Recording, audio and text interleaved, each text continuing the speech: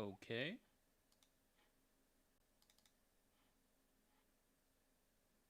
I don't know.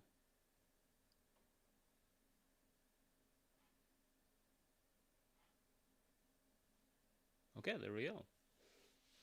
All right, I guess I got to do it every single time. Um, let me up the. I think I got to up the gain here. Let me up the gain on the audio.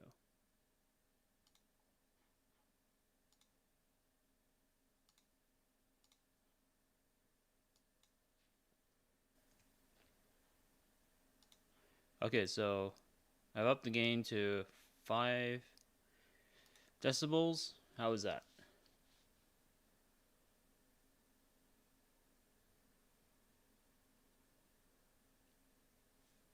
I don't know if it's still too quiet. I can run up the audio manually.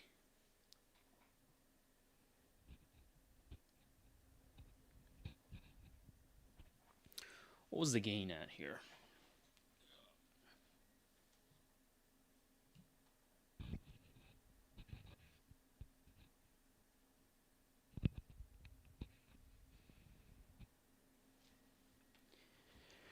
Oh, okay. How's that for audio?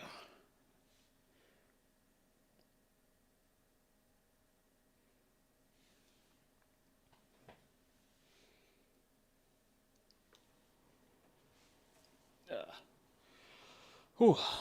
Yo, how's it going, everybody? Yeah.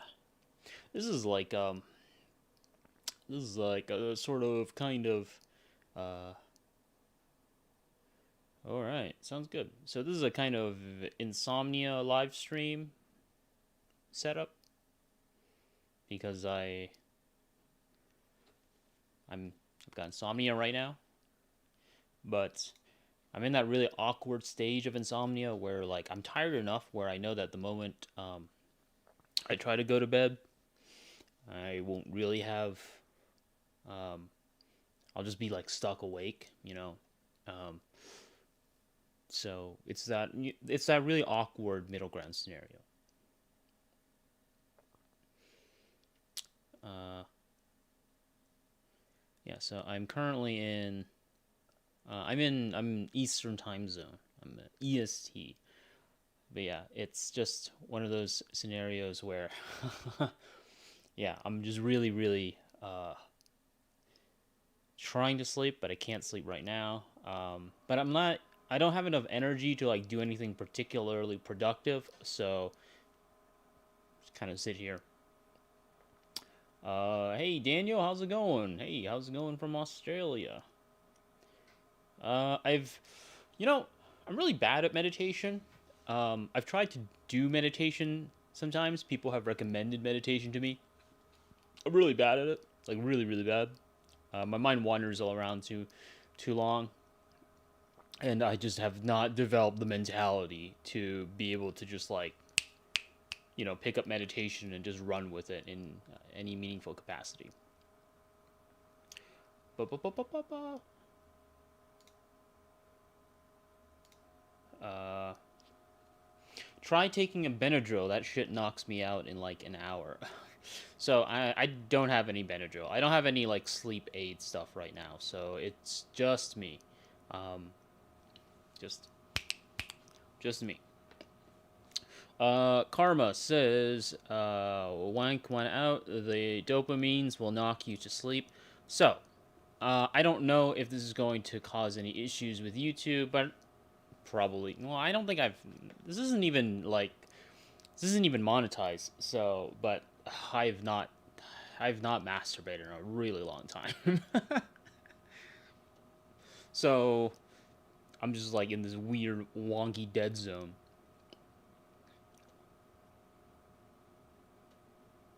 So, have you tried ASMR? I didn't, but I got their ads all the time. I've tried ASMR. I'm a little off put by ASMR, not on a sort of like moral level or anything. It's just it doesn't work for me because it feels.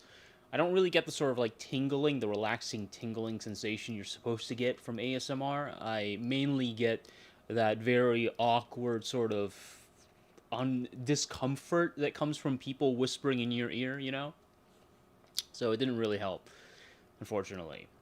Love your understanding disaster miniseries. Oh, thank you very much. I appreciate that.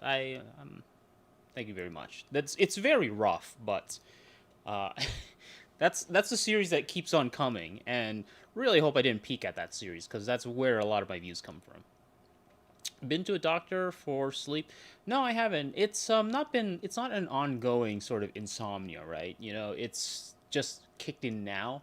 Um, but it's sort of just like a work kind of thing. I've been writing a little bit about. I've been working a little bit all over the place about. I've got a journal article that I've got to submit to jams and all that kind of stuff. So I've just been working on that, and so I have to edit. It's due tomorrow, and I have to edit and submit it. It's going to be a complete mess. It is going to be a absolute mess of a paper, and I feel really bad for the editor. If they don't want it, I totally understand. But man, it's a complete mess. Uh, but it's there. I submitted it, so hopefully they find it interesting. And yeah, so there's a whole bunch of stuff in the works. Ba-ba-ba-bum. Yep. Yes, yes. Yep, that off schedule no fap, the three things you need for, getting jacked, you gotta no fap, um, cold showers, and 8 hour sleeps. I do not have the 8 hour sleeps, but I'm pretty good on no fap and cold showers. I don't take a lot of cold showers, but I can take them. You know, if I really want to get like omega jacked, Did Linus hit you up yet? No, Linus has not hit me up. Anybody who is in the stream, please, for the love of God, contact Linus Tech Tips. But like, not so much that it's harassment. So if anybody's curious, right? So I'm in the situation where I'm looking for like work, right? I'm looking for work, and so but it's specifically like editing work, right? So it's not like, oh, why don't you just like work? Why don't you just work at like a grocery store? I'm talking about, I'm specifically looking for like editing work, right? And so I've been like applying to a bunch of different places, and one of them was one of them was Linus, because the Linus Media Group has a position open for an editor, and I don't know if they filled it out yet. They might have. They might have filled it out yet because it's been open for a while, but it's still up on their website as they're still looking. So I decided to apply, and it is a completely like earnest and honest application. Like it's not like oh, I'm just going to apply to Linus as a joke, ha ha ha ha. No, it's a completely honest application. I hopefully I fulfill all of the conditions. I've seen how they edit their videos, and I can do it. We really wish I had a better way to end that. Okay.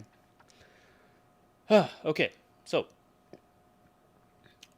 Mrs. Jerk 2, yep, Insomnia stream. Okay.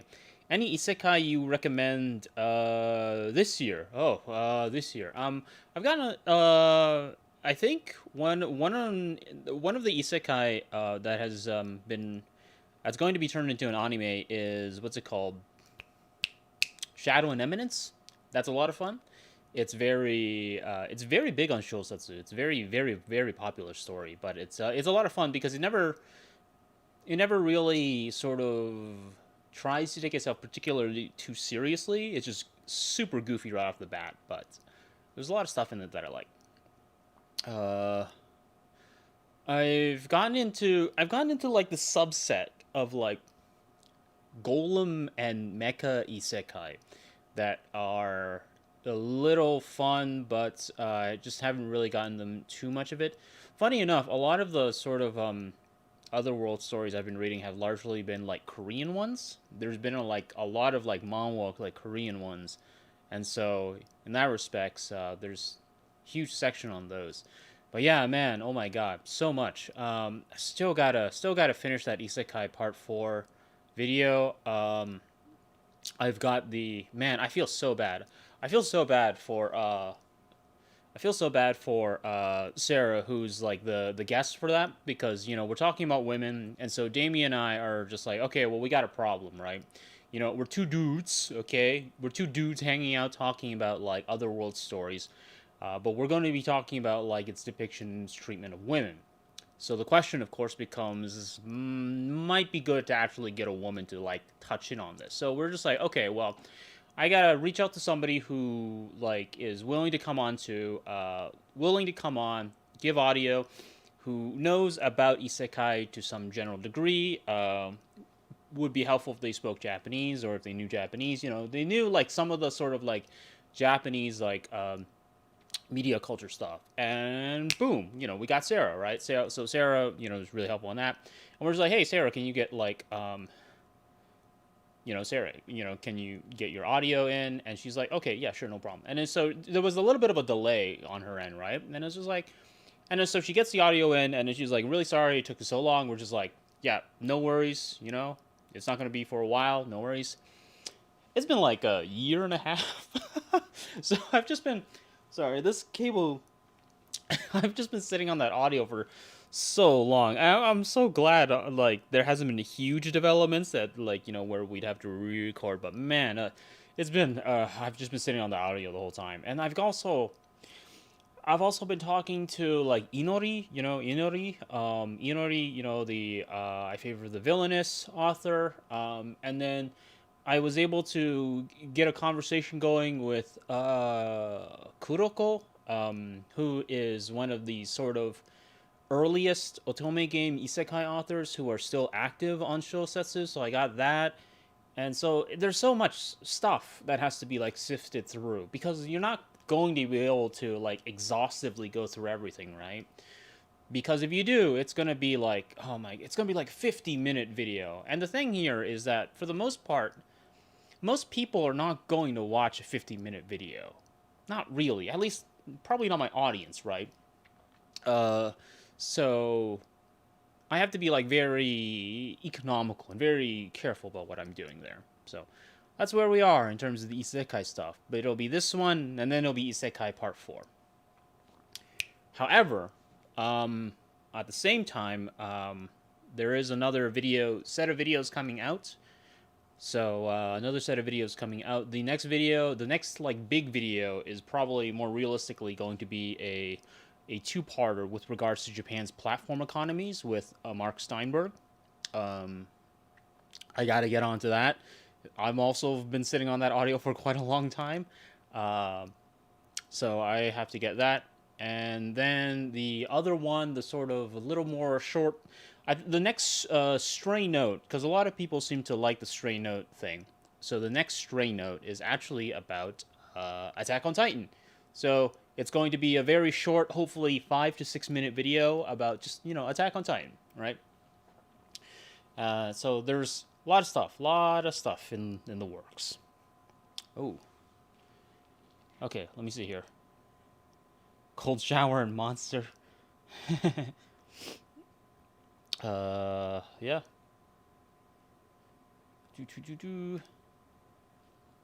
Oh, hey, Nans, what's up? When's your return to PC Tag? I haven't picked up PC Tag in a while. I got into I got into like Dengeki Bunko like fighting climax ignition for like 4 days. I was just like, dude, I'm gonna learn the most sick beast mode Kirito stuff, and then I just like fell off of it for a little bit. I haven't really played much fighting games at the moment. I've just been busy.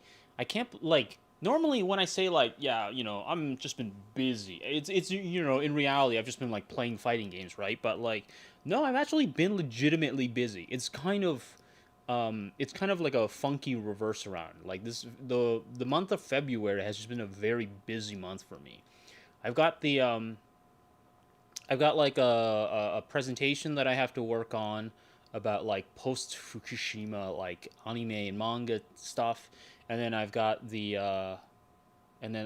a paper for the Journal of Anime and Manga Studies that I have to finish up on with regards to Japan Sinks and 2020, and it's just been just all this kind of stuff. And I've also been working on like a really long video on the other end about interesting does not mean good. And so that one is probably going to be like the that one I think in a lot of senses is going to be like the big honest earnest video that's not going to do very well. And I'm kind of expecting that to be the situation, but that's the sort of situation. So yeah, no, February's just been like mad busy for some reason. It's kind of goofy. Um Let me see here. John Loki says, "I've heard good things about Korean media." Oh, one thing. One thing I should mention to everybody. If I miss a comment, feel free to repeat it. There's a good chance I'll get back to it again. I don't really scroll that often, like up and down, and get like through an exhaustive list of things. So if you like say something and then I don't answer it, don't be like, "Oh my god, I can't believe it. Joe ignored my comment." No, it's probably more the fact that I just miss it because I don't go through every single comment. I just run with whatever the screen is giving me at that moment. Heard good things about Korean media. I should check them out more. What do you think about the reborn as villainous trope currently prevalent? They've always been there for. They've always kind of been there, right? It's just that we're in a situation where a lot of them are coming out, or a lot of them are getting attention now because like Hamifura really got like that. It's got that. So there are two reasons, right? One, we got Hamifura. It's got the anime adaptation. That's a big one, right? And the other one is that like Shosetsu has kind of originally that was a sort of like community tag. That would be like something that like writers would tag themselves. Um, but Shosetsu has like really sort of slapped it into point of like their search requirements now. Partly because there's a lot more attention focused onto that. So it's a sort of feedback a little bit, just builds on top of it. And so they've always kind of been there. They've been there for a really long time. At least I've heard from Kuroko that they've been around since at least like the mid 2000s, like mid late 2000s, so 2008 to around 2010. And so if you look at the earliest like stuff like now this is not exactly like reborn as villainous, right? But like if you look at like say like otome game kind of stuff, which is where most of them will come up in, they've been around since if I recall Shosetsu like around like 2011 to 2013, so they're not that new. We're just getting a lot more information about them now because there's a lot more focus like paid, there's a lot more attention paid to them now. And so that's one of the things, right? That's one of the big things. So no, they've been around. Sorry, I keep repeating myself, but no, they've been around for like forever. um I watched Log Horizon and was disappointed it too has a light harem. Is there a reason the romance of isekais lack build up? Um, I'm not entirely sure. I think it's a general sort of generic novel kind of thing because it's not just isekai that do it, right? It's just a like when you look at like the most famous like novel story, it's Mahouka no Retose, and that kind of has a very similar kind of like very light harem romantic build up kind of thing to it. So it's not really like an isekai kind of thing. Um, it's just kind of an amateur author kind of thing. I don't really know why it's the case. I have theories, but it's one of the things where it's one of the questions where like you when you ask an author they don't really have a very clear answer because oftentimes the answer is like, oh, I like this girl but then I like this girl, and so, oh, I don't know which girl I actually like, and you know who you to go with. And then you got fans who like specific girls who like other girls and so on and so forth, but you can't piss off everyone. And so it's just like that's fair. um Maybe that is the answer, but does that account for every single one? And so it's a complete snafu. I don't really know, essentially. There's speculations, but there's not. I don't know. Sorry. Um, it's amazing you can contact the authors. Not gonna lie, it's not that hard. Maybe it's a little rude. Maybe it's a little brusque. You'd be surprised how many authors I contact. I contact a lot of authors for a lot of different things, right? And if you, I think as long as if you're polite, I think as long as if you're polite and you're upfront about what it is you want to do and what you're trying to do, they're more than happy to help. One of the big things is that a lot of these authors are amateur authors, and so they're more than likely, more than happy to actually talk about their works. They love talking about their works, right? Now, if you come in and you're just like, why do you use slavery? Why is there so much slavery? Like, of course they're probably going to, like, not want to talk about it, right? But, sometimes they, a lot of them do want to talk about their works because this is, like, their first published work, and, it does help that I do say that I'm from Canada, because I've had a few authors be willing to talk to me under the sort of like foreign fan kind of like discussion. So there's like, oh wow, somebody from overseas really likes my stuff. Wow, that's cool. I'd love to, yeah, absolutely. I'd love to talk about it, that kind of stuff. So there's a little bit of an edge to that. But you'd be surprised how many authors say no. Now, there are very good reasons why they say no. One, publishers oftentimes are the ones who get involved and say, like, okay, a publisher has to okay this, and that's perfectly fine. Another one is sometimes authors don't really want to talk about their works sometimes, probably because, maybe they don't feel comfortable talking about it. Maybe it's a one-off thing. Maybe they don't really want to talk about it, or maybe they'll be like, "Hey, I don't know who this guy is. I don't know if I can trust them, etc., etc." And they don't want to do it, and it's perfectly fine. So it's very much trying to get in contact with authors is very much a numbers game in a lot of senses. But the ones who do respond back to me, the ones who give me, feedback, their thoughts, all that kind of stuff, I am more than happy. I'm more than happy to try and help them out however I can with whatever limited means and platform I've got. Ba-ba-ba-ba. What? Really? I thought lengthy analysis videos are hot. Wow. I think if lengthy analysis videos were hot, I feel like my Japan Sinks 2020 video would do slightly better than it did. Man, because the numbers on that video are rough. They're rough as hell. To give you some context, the Tonikawa video, right, which has the exact same number of views, has almost twice the number of likes. So, like, the ratio is really skewed to that. It's no long analysis videos, and it's funny because I've actually gotten I got a lot of comments from people, both on and off the YouTube platform, saying they love the Tonikawa video because it was so short. Like, there's like, I actually have time to sit down and watch like the 7-minute video. It's great. So I think certain audiences will like long videos. Apparently not mine. So that's the situation. And like that makes a lot of sense, right? Because a lot of my audience really is more used to like shorter videos. I used to do shorter videos, right? Like I wouldn't do like a 50-minute Japan Sinks video. Like, that wouldn't be something I would have done like a few years ago. A few years ago, I would have been like, Japan Sinks 2020 Part 1, and then I colon some other title, and then boom, and then I do like Part 2, Part 3, etc., etc. So I think that's the sort of thing. It's my audience wants shorter videos, so I think it makes more sense to like cut them up and like make them shorter videos.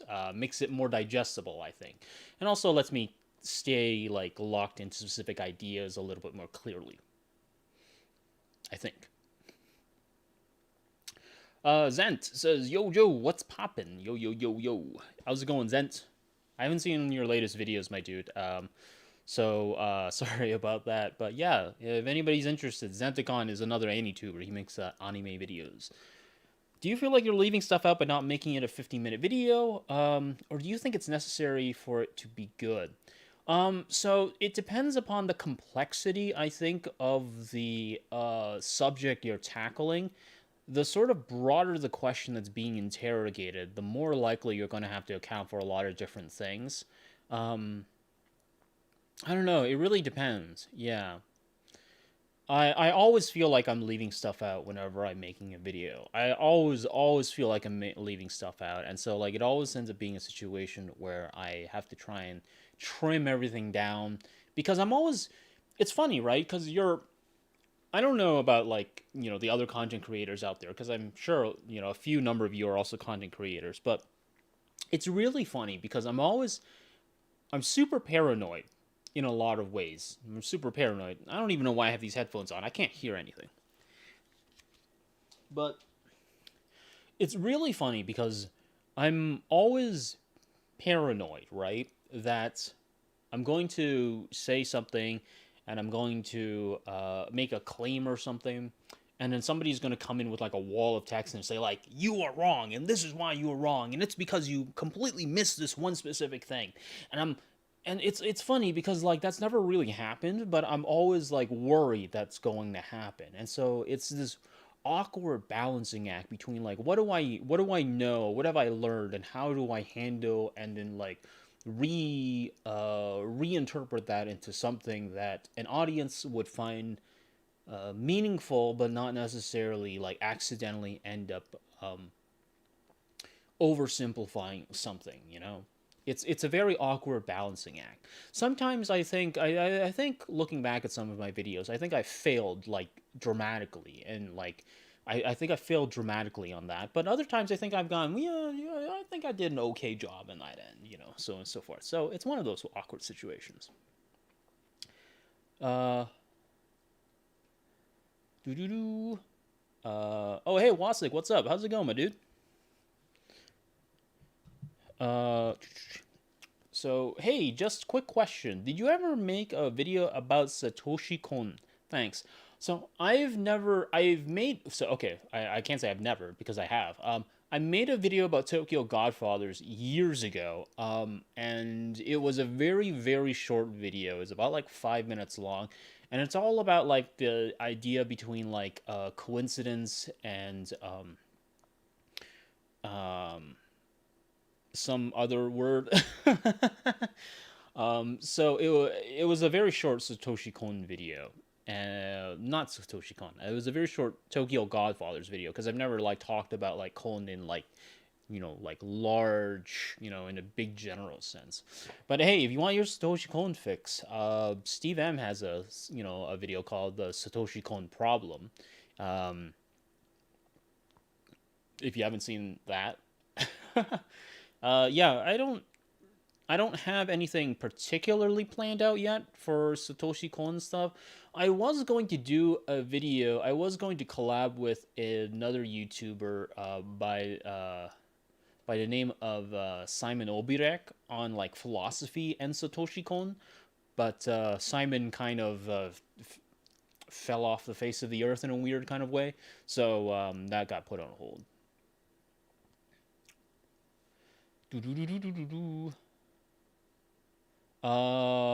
Shameless plug, but I really love it if you make a video in regards to Mushishi.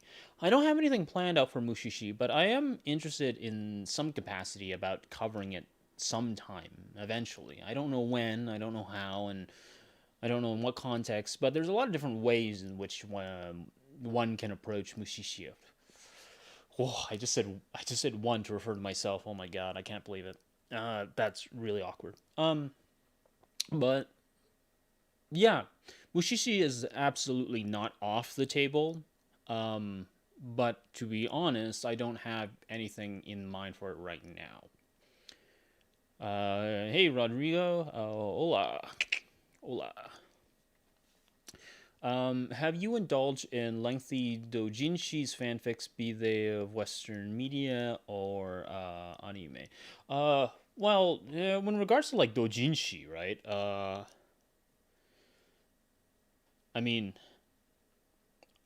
I played some of the Toho, like some. I played some of the Toho games. I played a Klatsky Blitzkampf. That's all I got right now. um, 10 to 15 minute video for the strike zone. I think, yeah, 10 to 15 minutes video is like the. I think that's a sort of like main body because like you look at I'm looking at like some of the some of the other videos, right, have done like a little bit better. And 10 to 15 minutes is like that's the right number here. Sometimes I have videos that have done like a lot better, and they're like longer, but they're also like really big stuff, right? They're like Ava, you know. It's just like if you have an audience and you talk about Ava, you're going to get some kind of response, right? So, in other instances, gotta keep it condensed, gotta keep it real, like, yeah, keep it short. Uh, I was always I was always curious to know, what do the Japanese call what we call battle shonen? I don't know what defines, in this case, battle shonen, but the word that you might oftentimes see is neketsu. Neketsu essentially means hot blooded. It essentially just refers to, you know, the hot bloodedness. Um, there is also another term which the term kind of eludes me. It's something like daiho or something, right? Dai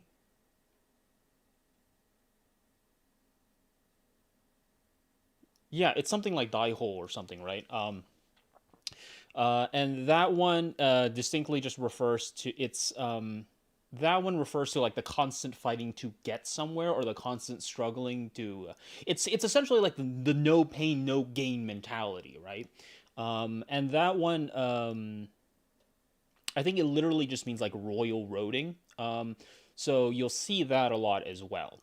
So if you're talking about like certain like elements being represented by specific ideas or tags, you'll see those two come up quite a lot. Esteban Green talks. Very sorry, I'm mispronouncing your last name.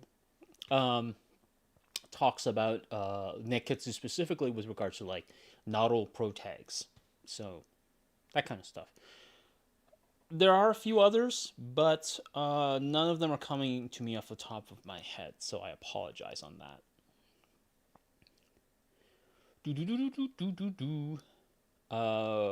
Jaden says, "How can I edit good? What plugins do you use?" Um, I don't really use I don't really use plugins. What plugins do I use? I Yeah, I don't really use plugins. I've been learning a few of them, but I've never really had a chance to use them yet. So I know Jaden is asking this as a joke.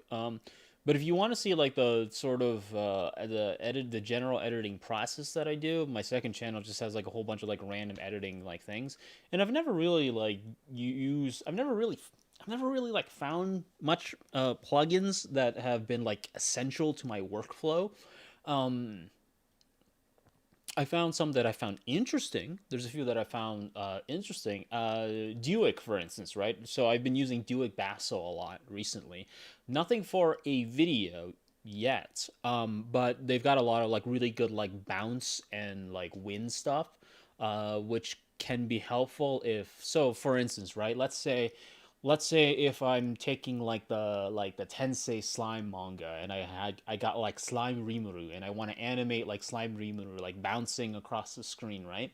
I can already use like Duick's like bounce animation, but I've never had to do that yet. So I don't really I've never really used the plugin yet. It's just like most of the stuff is just like me just doing it from scratch and then saying I like that, and then I just save it as a preset.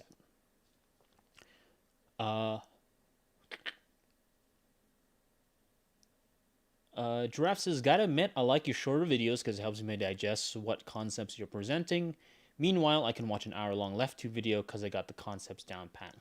Oh, there you go. Bing, bang, boom. I don't have a follow-up to that. Yeah, good night, Ergo. Hit 500K views. God damn. God damn. God damn, Steve. God damn. 500K views, bro. Wow. Whoa, that is nuts. That is nuts, fam. Have you watched 12 Kingdoms? Yep. Yep, it's I'm gonna be briefly talking about the 12 Kingdoms in the Isekai Part 4 one. But yeah, that's all I've got. Man, I watched a long time ago though, so I would have to rewatch it again, I think. Uh the universe cannot be prescriptive in terms of having a purpose in one's life. How do you deal with it?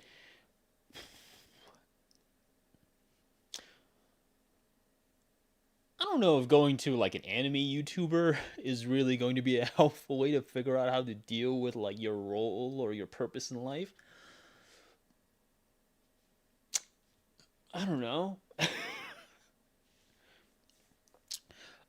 So crazy guy 94 says, "How do you have such a high video quality stream?"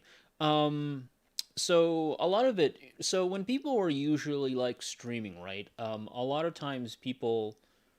So I'm running it on a G85. So I'm running on a Lumix G85, which is like a really sort of like. It's like the best bang for buck under $1,000 camera you can get right now. Um, and essentially I've got a softbox over here and a front light over here, and it sort of like softens up the range. It also kind of helps that I don't have too much stuff in the back, so that kind of thing. So it gives it like a sort of like a little bit more of a neutral kind of look to it. The One of the things that I think a lot of people kind of don't really notice until it sort of one of the things that really helps, right, that a lot of people kind of don't really notice is the depth of field. So a depth of field can be a huge game changer with regards to making a video look a particular kind of way. You probably don't pay too much close attention to to having a depth of field in a video, but when it's there versus when it's not there, it can feel very different. And that's one of the things that a lot of people kind of um, that's one of the things that a lot of people kind of don't really pay too much attention to when they're lighting. It's just like, managing soft lights, managing like depth of field, all that kind of stuff, and it can make your video look a lot better than it does. It also kind of helps that I'm running it in 24 FPS, which is the sort of like the basic film standard. So it looks a little bit more professional, because if I was running this in, say, 60 FPS, it would feel very much just like a glitzier kind of like live stream. So that's one of the things that might also be something to keep in mind. Yes. So are there any seasonal anime you're enjoying? Outside of like the Isekai Fair,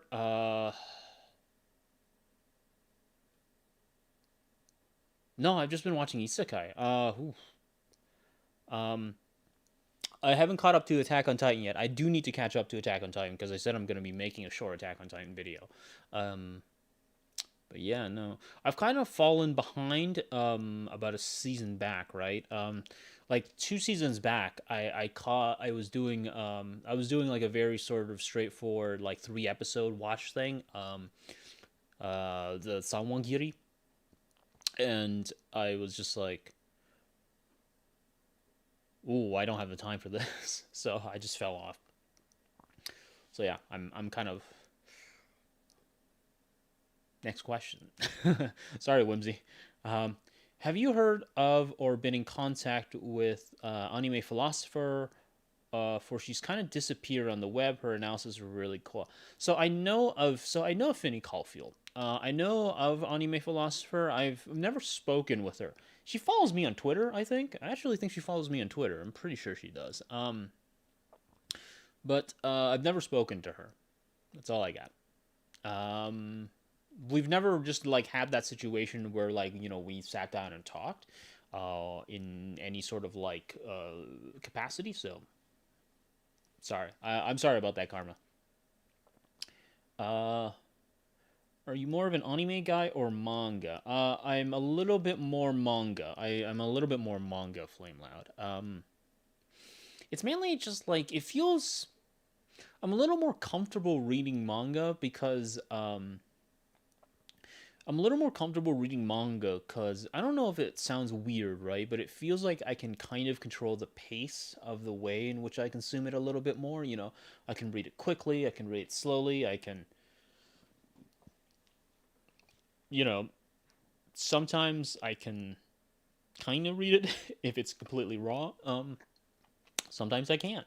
Um, I feel like I have a little bit more control when I'm reading manga. Whereas like with anime, right? It's just like, okay, this is like with anime, it's like, okay, I'm gonna watch this episode and it's 20 minutes, and then all of a sudden, I'm in a situation where I'm just like, oh man, I start like counting the clock, especially if I start getting really bored with it.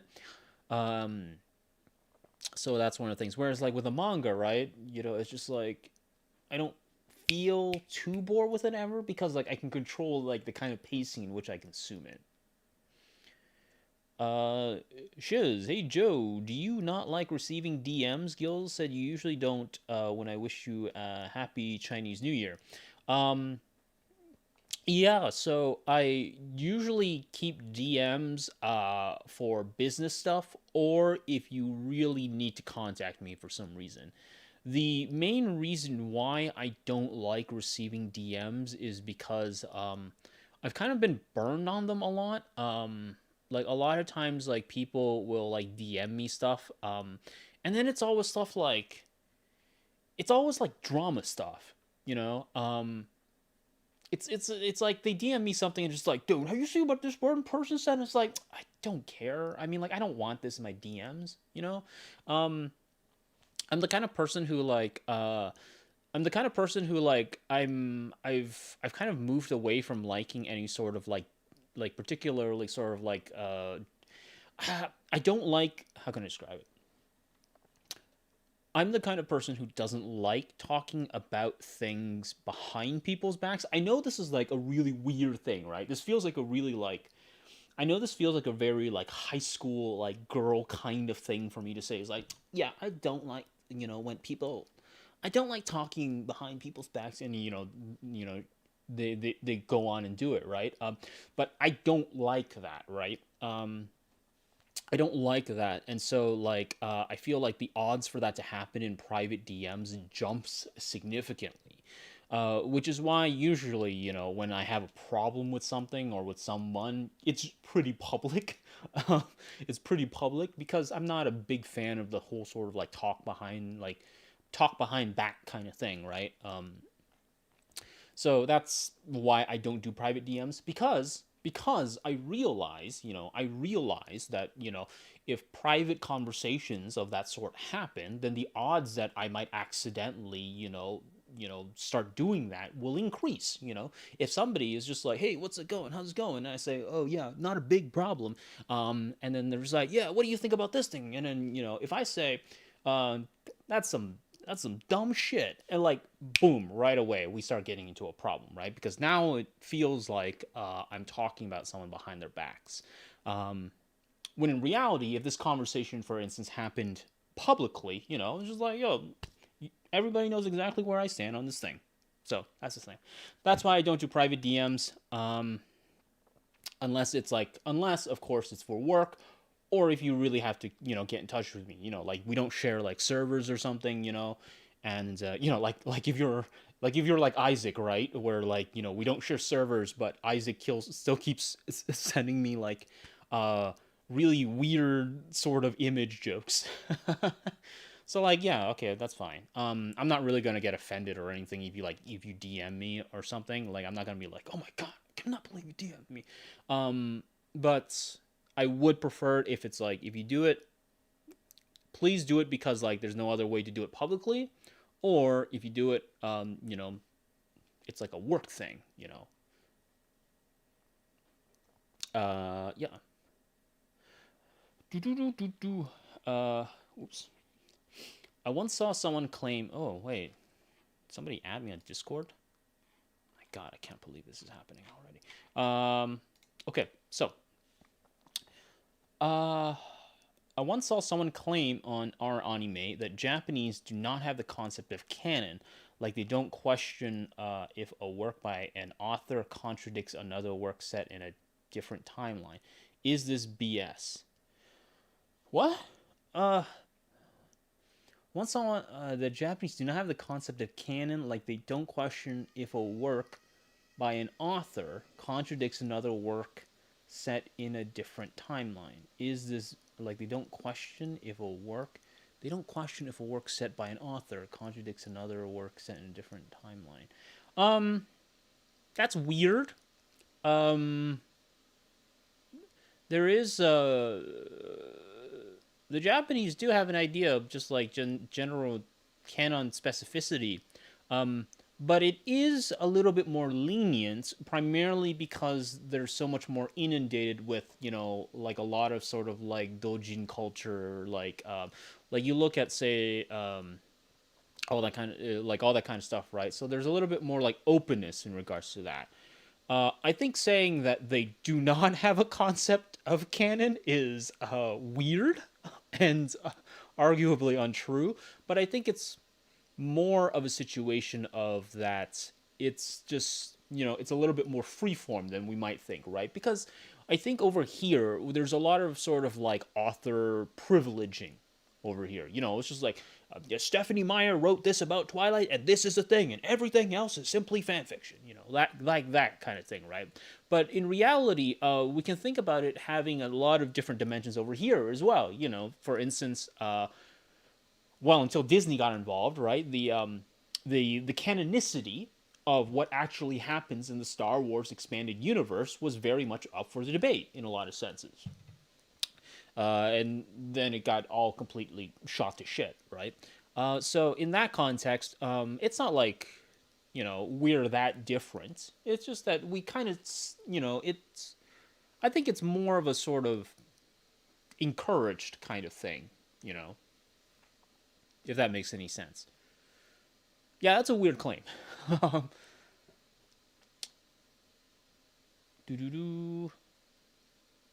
What is your opinion about the Monogatari series? It's very French, and I know that's not a very original take, but I had that take when that show first came out, and I'm sticking by it.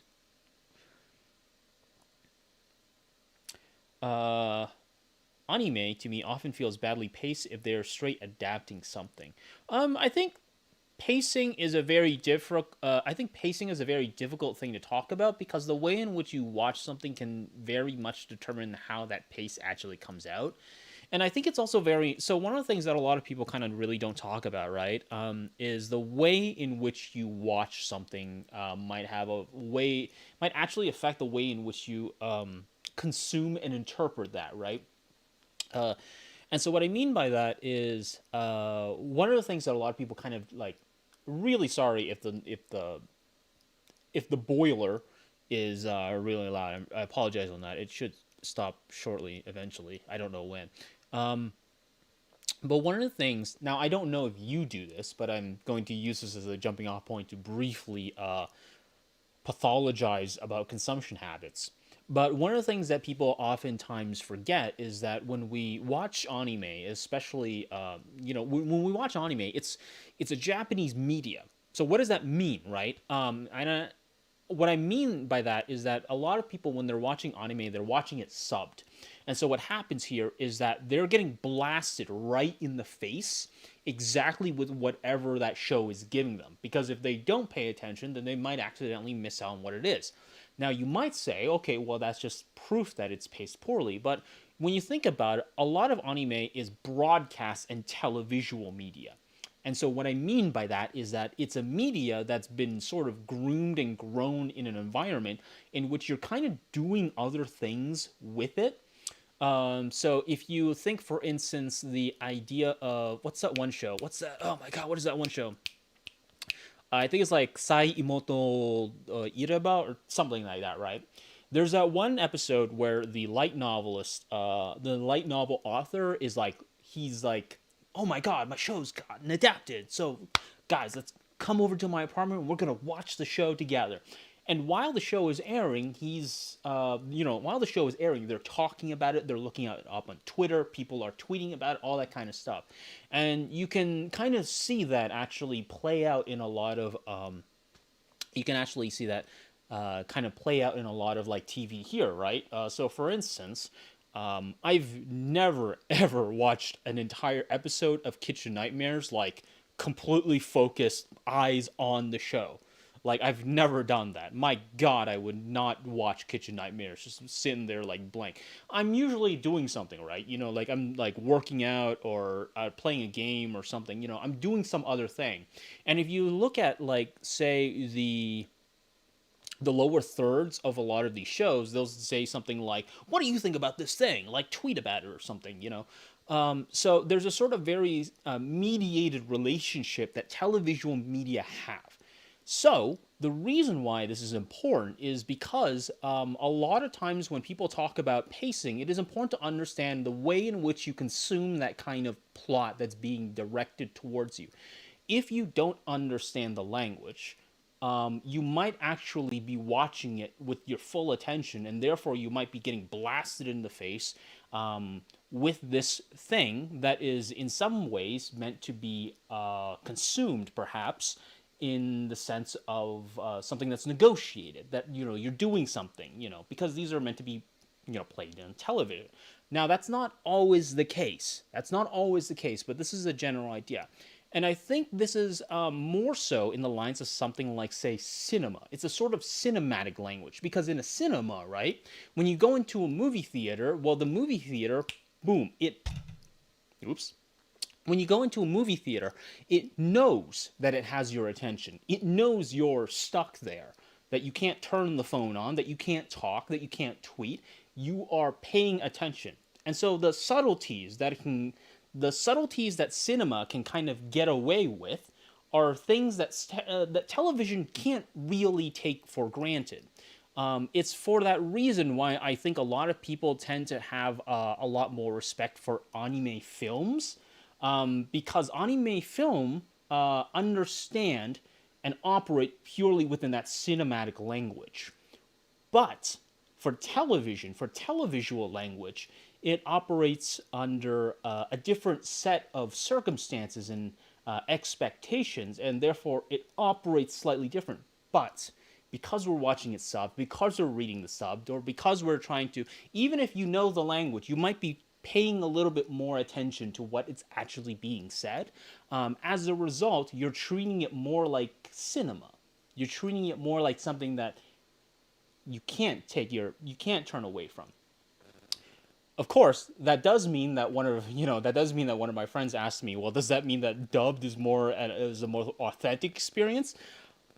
I'm not gonna go there because I don't watch dubbed anime.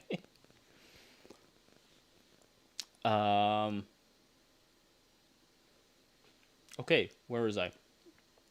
There's also franchises that have different writers in the West. Think of all the comics and also, that might be some other thing. Okay, thoughts on the YouTuber Every Frame of Painting? I've got my misgivings about Every Frame of Painting, because Every Frame of Painting,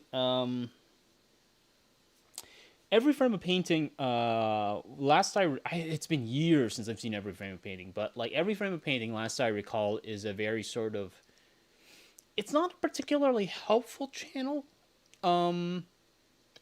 It's not a particularly helpful channel. It is nice in terms of film appreciation, but there are some parts that kind of bother me. I think the video on action comedy kind of bothered me a little bit, right?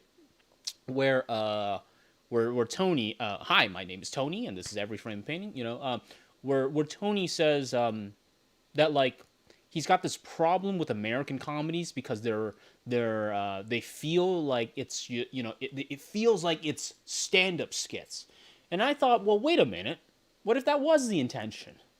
Like, what if that is like the culture that kind of like that the American comedy emerged out of? Now, are you going to say it's bad? If you're going to say it's bad, then there we go. Now we have a different kind of like,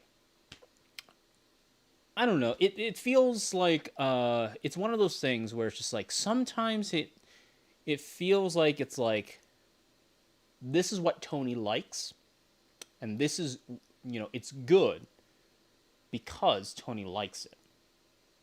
That's the vibe it gets. But to be fair, it's been years since I've seen Every Frame of Painting. But I do know that when I first watched it, I had mixed feelings about it. Terry says, how often do you stream? Not too often. Um, that's all I got. Junie says, can I eat your hair bun? No. Uh, Bleach Shipu says, just hopped in and this video quality is crisp. Thank you. Thank you. I appreciate it. For anyone who has seen it, what are your thoughts on Gankutsuo? Uh, huh. Hmm. It's funny because I actually wrote a video review about Gankutsuo like years ago. And I don't remember any of it. So, ugh. Uh, you never sat down and watched Kitchen Nightmares with the bros? I feel like that'd be a life-changing experience. No, I don't recall. No, um,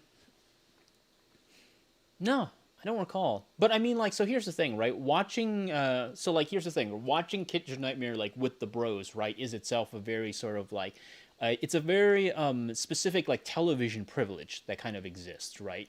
Because that's the whole idea of the televisual space.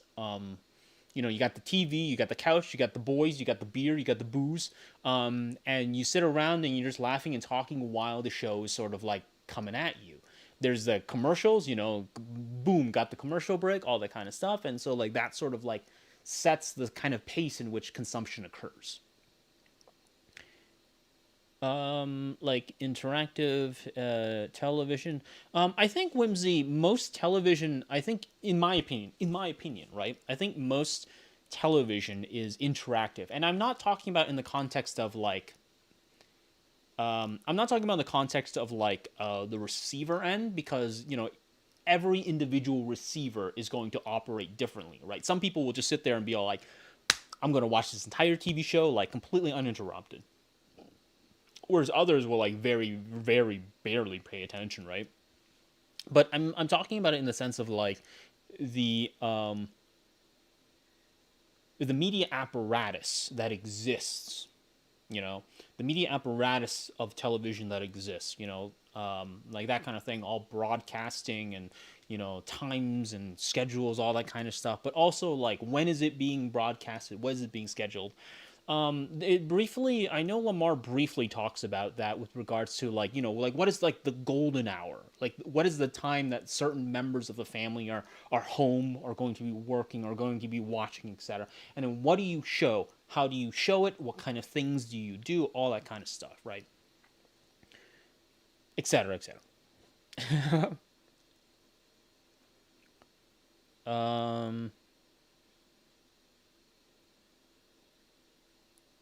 Honestly, I watch dubs way more just because I can multitask. Oh, yeah, there we go. I get, yeah, yeah. Uh, so, uh, hey there, Joe. It's my first time seeing you live. I'd like to know that your writing style and presentation are very charming. Oh, thank you. I appreciate that. I started writing down your points in a journal, but any tips maybe? Tips for what? Let me know. Let me know, Alum. What do you mean tips for maybe? Tips for what? Um, Pacing discussion is always kind of interesting because, like you said, the way you consume it can affect it a lot. Manga pacing is interesting because you have to contend with it in multiple ways. You have to balance the pacing of the chapter, week to week action, the pacing of the eventual volume, and the pacing of the manga series as a whole. Yeah, it's funny because like you can also like talk about it in regards to like pacing of the. So there's like a lot of like general things you can talk about with regards to like comic pacing, right? You can talk about it with regards to like say like mono, meso, micro panels. You can talk about it with regards to how time flows like within a specific panel, but you can also talk about how like gutters are used. The structure, guttering, page flipping, all of these things like play a very calculated and specific role in terms of like doing specific things. Yeah, there's a lot of moving parts with like comics too. And it's one of those funny things, right? Because um this might be one of those like moments where you think, "Oh my god, Joe is overthinking the form again." Right? But no.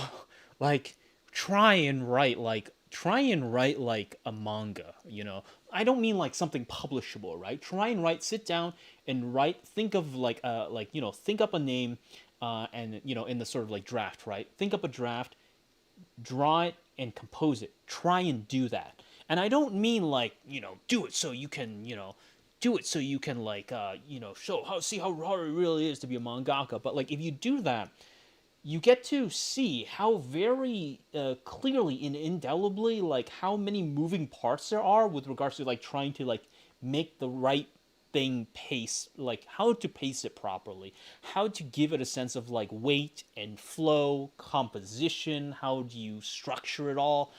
There's a lot of moving parts to it that just really don't get talked about that much, because I think it's just one of those things that like not a lot of people when they're talking about manga have tried to do. You don't have to be successful at it, but you know, it's kind of like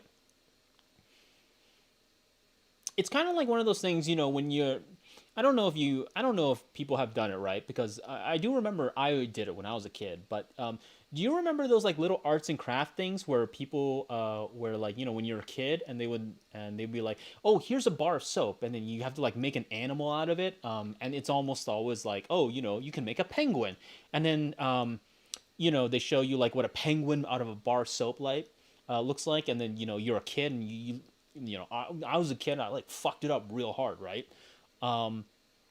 Because it's hard. It's harder than it looks, and the reason why it's harder than it looks is because there's actually a lot of like moving parts associated with trying to like figure out how to make something look or be a specific way. And you know, sometimes it doesn't really come at you until you like sit down and you're just like, oh, okay, how do you actually like compose of this thing? And then that might give you some general appreciation or some general thoughts about like how others have done it. You know, that's why I say like you know, you can talk about something like film and all that kind of stuff, but it does help to actually sit down and like edit a video or compose a video, because then you start thinking about, okay, what is lighting, what is audio, what is room tone, you know, what is, you know, what happens when you're say running on, okay, like, so 1 second, let me find it, it's around here somewhere.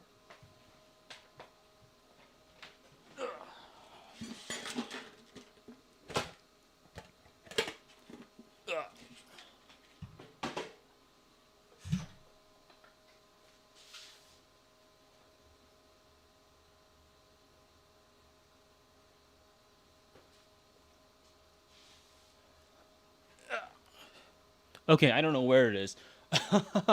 You know, I was going to talk about like, you know, I was going to talk about like, you know, how do you white balance versus like how do you balance for like other colors? You know, how do you get like how do you manage between like specific like lumens and all that kind of stuff, right? So there's like a lot of like little things that can come into it, and etc. That's all I got. Sorry about that. Uh, Let me see here. Isaac says, I am Aaron the Jester. What are the ideologies processed and mediated by the aesthetics of my jokes? God damn it, Isaac. Um,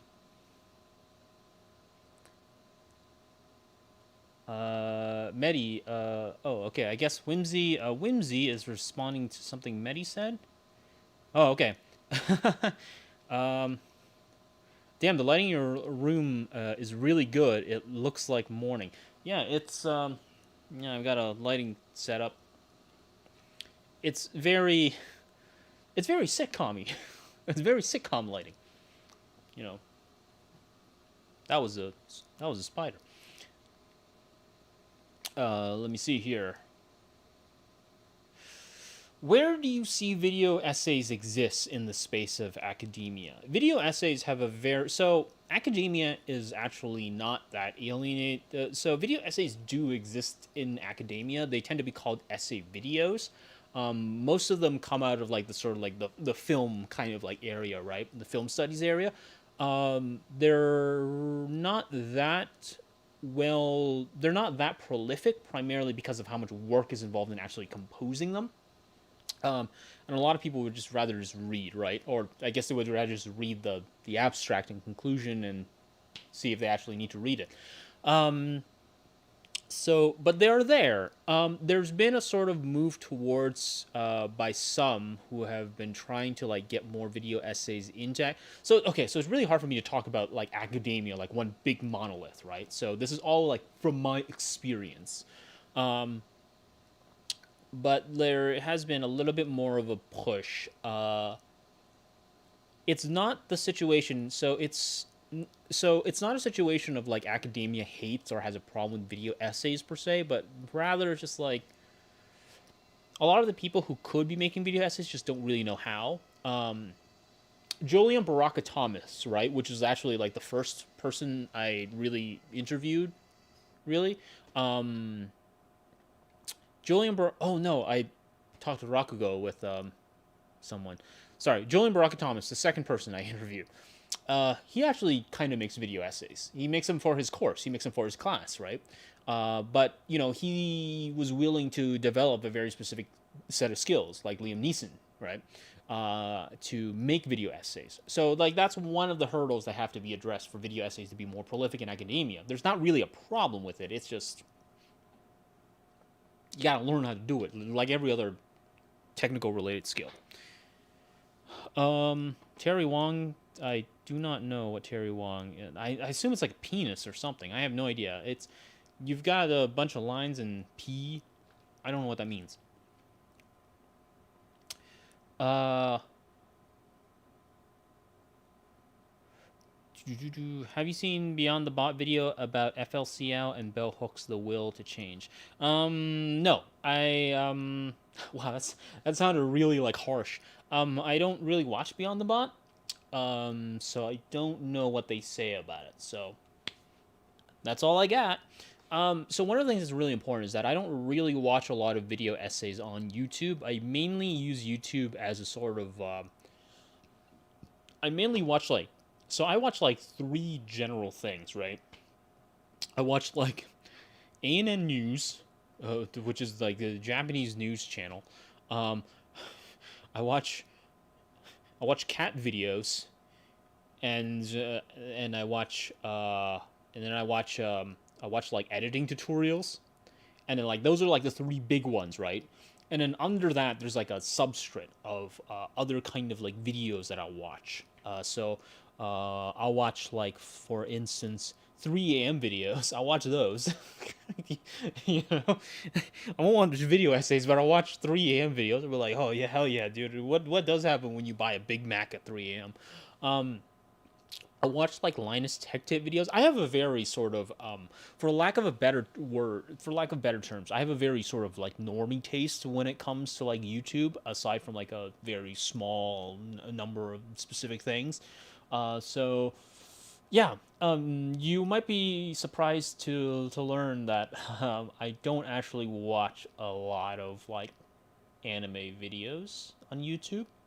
Um, there's not really a disdain for it, really. It's not like oh my god, I do not like anime videos, but it's sort of like when I'm on YouTube. If I'm on YouTube, I'm sort of in a particular kind of like mentality, anyways. You know, I'm not like in a sort of like when I go onto YouTube, I don't go on with a sort of like curiosity mentality. I go onto YouTube because I'm like, yeah, I want to see what it looks like when you replace the moon with like Saturn. Like that's the kind of mood I'm in when I'm on YouTube. So me and like any tube videos or any analysis videos like don't really like click together. Um, that kind of thing. Hey, what do you think about the kicked exiled heroes party trope in fantasy isekai? I feel like that's been on the rise popularity, but is there a particular reason why? It's just like a general so yeah, being kicked is a sort of like very watered down sort of like Zamma kind of trope because a lot of people kind of attribute like Zamma to a lot of people attribute Zama to be like the really hardcore like stuff, right? She's like, I've been screwed over, so I'm now going to rape everything, right? But a lot of people kind of miss that like Zama are also a little bit. They also constitute right these very sort of like softer sort of like I've been kicked out, and but I'm actually cooler than you think. It's because remember, at the end of the day, Zamma doesn't mean revenge. It means Zamma miru, which essentially just means that serves you right. So there's a sort of comeuppance or a sort of Schadenfreude from the lack of the character's existence, or perhaps on some instance they've come back and now they're going to show they're going to show them. Sometimes it can be brutal. Sometimes it can be absolutely brutal, but the other times, if you see some of these, like I've been kicked out of a party or something, and then they go some other place.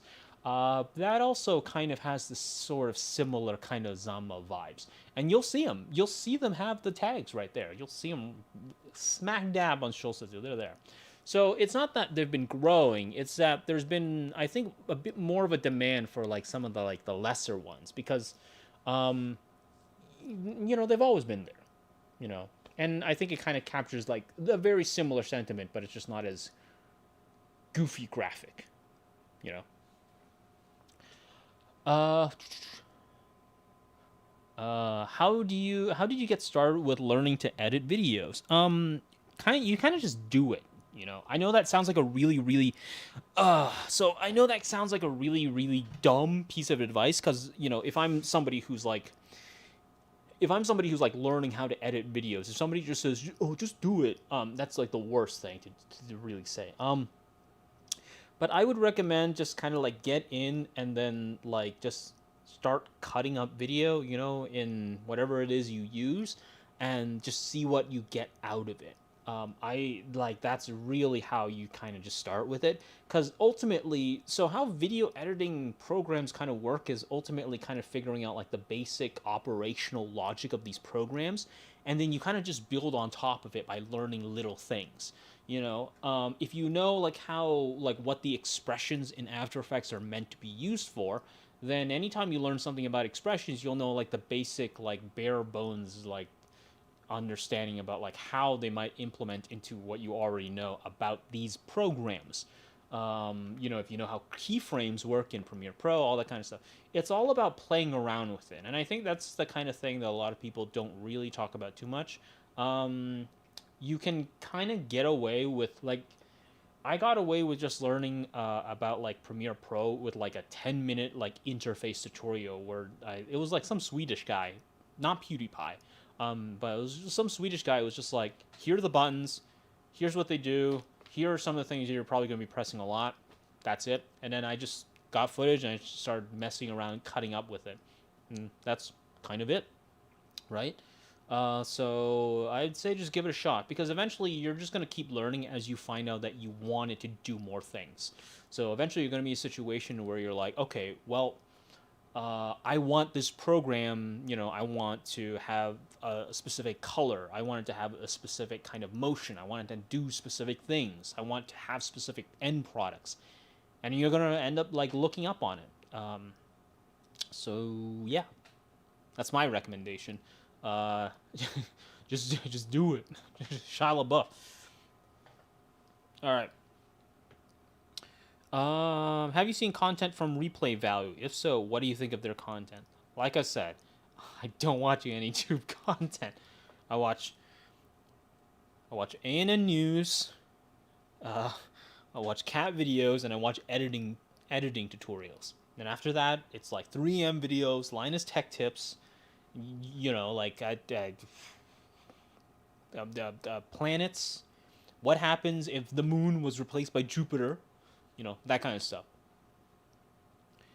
I'm starting to see more academics like the Japan Foundation doing more video streams on anime. Yeah, I think the Japan Foundation is like a sort of like very important sort of bridging move with regards to academics getting a lot more involved. I really do appreciate them getting more involved.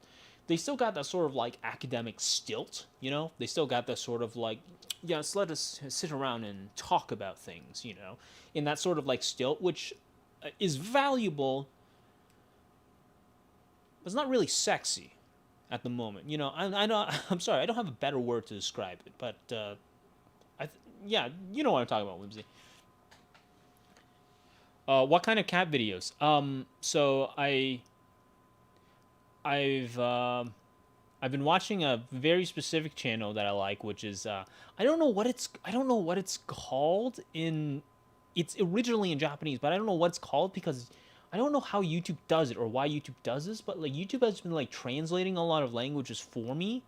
And I don't really understand why it's doing it. But it's just called impressed cat videos. Um, I don't know. Cause like I don't really use Google Translate, so maybe is it like my location? It's just like, oh, this guy's based out of Canada, so he's not gonna be able to read this. I don't know, but yeah, it's kind of weird. Bum. I thought you were more into VTubers, considering you're a longtime Pikame fan. Yeah, I'm into VTubers. I don't have a lot of time, unfortunately, with regards to consuming VTuber content at the moment. Um, I'm in a little bit of the know. I've been in a little bit of the know with regards to what's going on right now, you know. But yeah, I haven't really been keeping too much on VTubers at the moment. Unfortunately, I've kind of like fallen out of like keeping track on all of them. 'Cause, man, there's so many. My God, there's so many, right? The only one that I've been keeping track with on a regular basis is Farmer Hina, the agricultural VTuber. So that's mainly the thing. It's just been like a busyness thing, you know.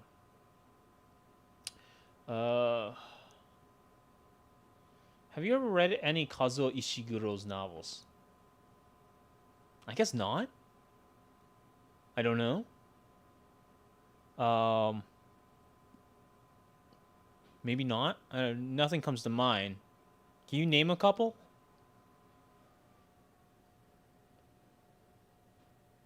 Do you plan on doing videos on shonen manga series like One Piece, Bleach, etc.? Yes. Yes. I'm actually planning on talking about like what does the idea. I'm actually planning on talking about like what does class mean in Bleach? Because I think Bleach actually has a really interesting discussion about like what does it mean, like what is class?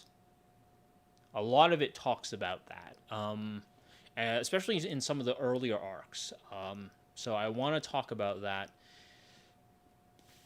Uh, but yeah, that's what I got for Bleach. I don't have anything for One Piece. I haven't caught up to One Piece, and it's just radically outpaced me. Uh, do you draw or used to draw? Yeah, I still do. I still draw. I haven't drawn for like a very long time, so like I kind of lost it. And like drawing is like kind of like a muscle, you know, where you have to constantly keep working at it. Um, but I'm coming back into it, so you know that's what the thumbnails are for. So I'm coming back into it. That's all I got. But yeah, no, I used to draw a little. I used to draw a lot more like frequently. I recommend this academic YouTube channel called Chills. Really interesting and spooky content. Oh yeah, I know Chills. So funny story. I actually emailed Chills. I wanted Chills to like read off like a couple titles in one of my videos, and I emailed Chills, and I was like, "Hey Chills, big time fan. Would you be interested in like just recording a couple like lines for me for like this video? This is what I need it for, so I'm not gonna be using it for anything nefarious. If you want me to pay you, how much you got? How much do I gotta pay you?" He hasn't gotten back to me. Like I've tried reaching out to him. I've tried reaching out to him on Dylan is chillin YT on his Instagram. No response so far. So oh, come on, Chills, get back to me, bro. Uh, if you could be any VTuber persona, what would you be? I'd be a trash can. I feel like that'd be cool. That's That's what I've always joked about, which is that like if I ever like became a VTuber, I would just be like a trash can, just like a talking trash can, and then like just I would yell too loudly, and then like the hinge, I'd just be like connected by like a hinge, sinuous membrane of garbage that would connect me, and then the lid would just fall off or something. I have no idea. That'd be my gimmick. I mean, there's a trash can whose lid falls off. Uh, the tomato farmer VTuber. Yep, that's the one. You know. Uh, I was asking about tips for improving my writing in a descriptive way that builds on top of itself, like the smooth flow in your videos. Honestly, I'm a pretty bad writer, all things considered. Well, what I usually do is I just read it out. I just read it out. And then if it sounds good to me, then I just go with it. And if it doesn't, then I just keep revising until I get to it. Sometimes it helps to be reading it out as like part of like a recording, because you got like the camera like in your face and all that kind of stuff, and you're trying to keep like a particular kind of rhythm going. And sometimes, if you can't keep that rhythm, or if it feels awkward, it feels stilted, sometimes you sort of rejig it to try and make sure that it works. So that's kind of what I do. uh yeah, I don't know. I'm a really bad writer, so I'm really uncomfortable giving writing advice.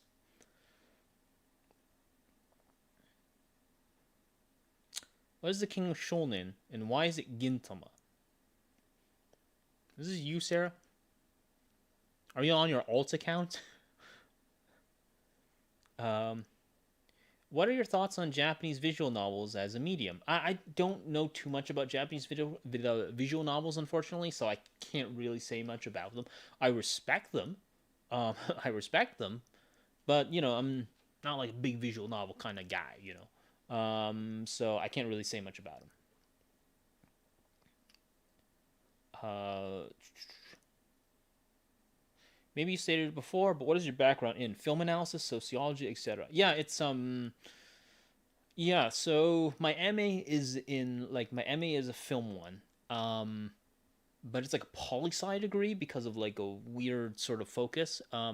And my undergrad I did as a double degree in political science and sociology with a focus on statistical modeling. And my minor was in economics. So yeah, I'm using that to be a YouTuber.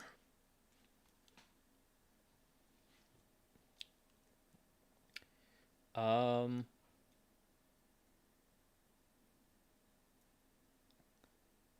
Have you thought about talking about Ashita no Joe? It's got tons of interesting stuff to say on class. Um, you know, that hadn't crossed my mind. I'll think about that. I'll think about that, Kyotsu. Uh, that's a good question. It's a good question. You kind of got me on there. Yeah, I don't know. I hadn't thought about that. Is Chill's the guy with a really deep monotone voice? I don't know if it's deep. It's like a kind of Valley Girl rumble. Um, but it is kind of monotone. It's kind of hard to like tone.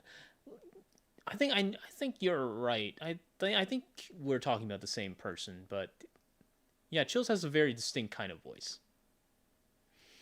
Did Trash Taste respond to your tweets at all? No. No, they haven't.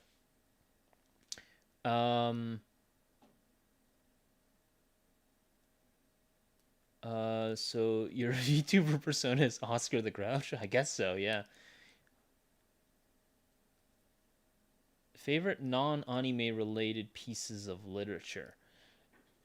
Non-anime pieces of literature. I don't read too much. I don't read too much fiction, but I know this is gonna sound really stupid, um, but I kind of like the insanity that is in the Machine Crusade, which is one of like the sort of um, Dune. It's a book in the Dune universe, but it's really weird, I think. And and it's really garbled at parts, you know. It is also kind of funny that it always, it's just like I can't get away from the fact that like one of the main sources of like historical conflict is called the Butlerian Jihad, which I always thought was kind of funny. Um, yeah, I don't know. Uh, what what fiction book have I read that I liked? I don't know. Yeah, I'm not like a big like really a big kind of like fiction literature kind of person. Uh,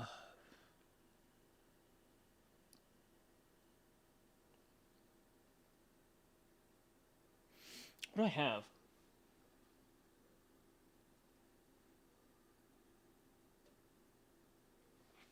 Yeah, I don't really have much of a yeah, I don't really have like a fiction book on my shelf there. So, yeah, sorry about that.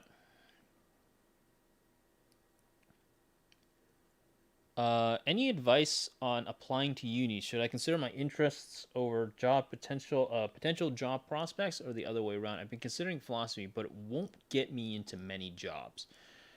Ooh, okay. So realistically, you should be talking to a counselor about that, or somebody who can give you more localized advice, because it may or may not be particularly helpful.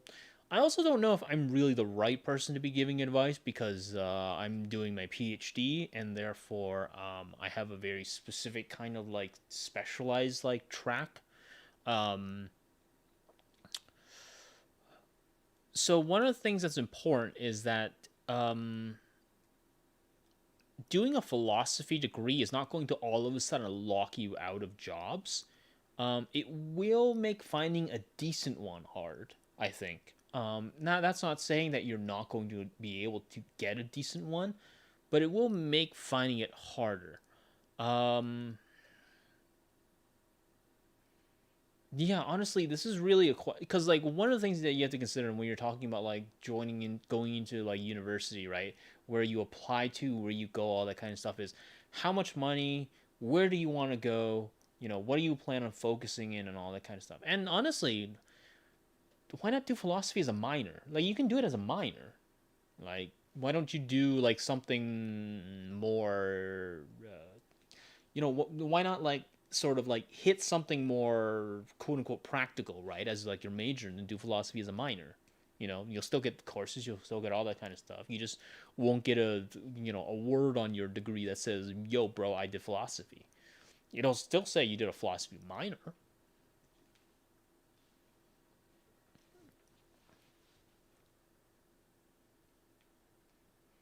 Okay, Isaac said no, philosophy bad. So, all right. So go with that. The the philosophy the philosophy man is saying philosophy bad. So there you go.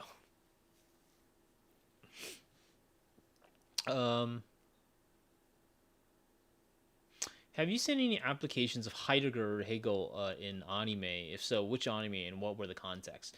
Pranav, you should totally read The Anime Machine by Lamar. He actually talks about the Heidegger in quite a bit of length with regards to anime. You might find that interesting.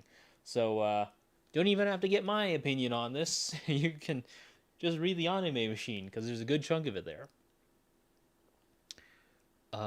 What's your favorite Yuasa? What's your favorite Yuasa movie? I kind of do like Ride Your Wave. Yeah, that's the one that's coming to mind right now. Kind of do like Ride Your Wave, but like it's one of those situations where it's just like, yeah, Yuasa said that this is like a three, this is like a Tohoku like reference, right? And so like I'm a big sucker for that. You know. Um, how do you feel about the upcoming Dune movie? Paul Atreides feels a little younger than I thought he would be. I always had like imagined like Paul Atreides as like an older person, but um, okay, I guess. I'm not as off put by the sandworm as a lot of other people that I know were. So yeah, that's all I got. There's not enough information yet for me to come to like a clear answer to that. I am interested, however, in seeing exactly how much is going to get adapted.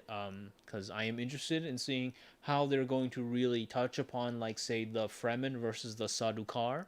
So who knows? Uh, I don't know. It's been delayed, so that's I have to keep waiting, like a slobbering hound. What are the fair enough? What about the favorites among the books in the back, or any non-fiction? Um,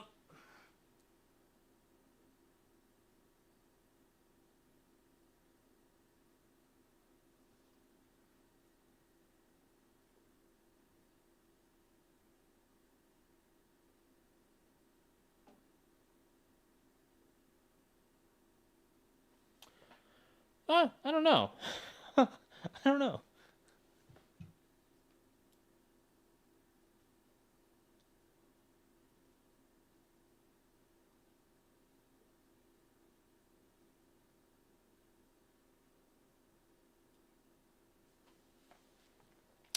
I got a copy of the Anime Machine back there somewhere, so I'll go with that for now.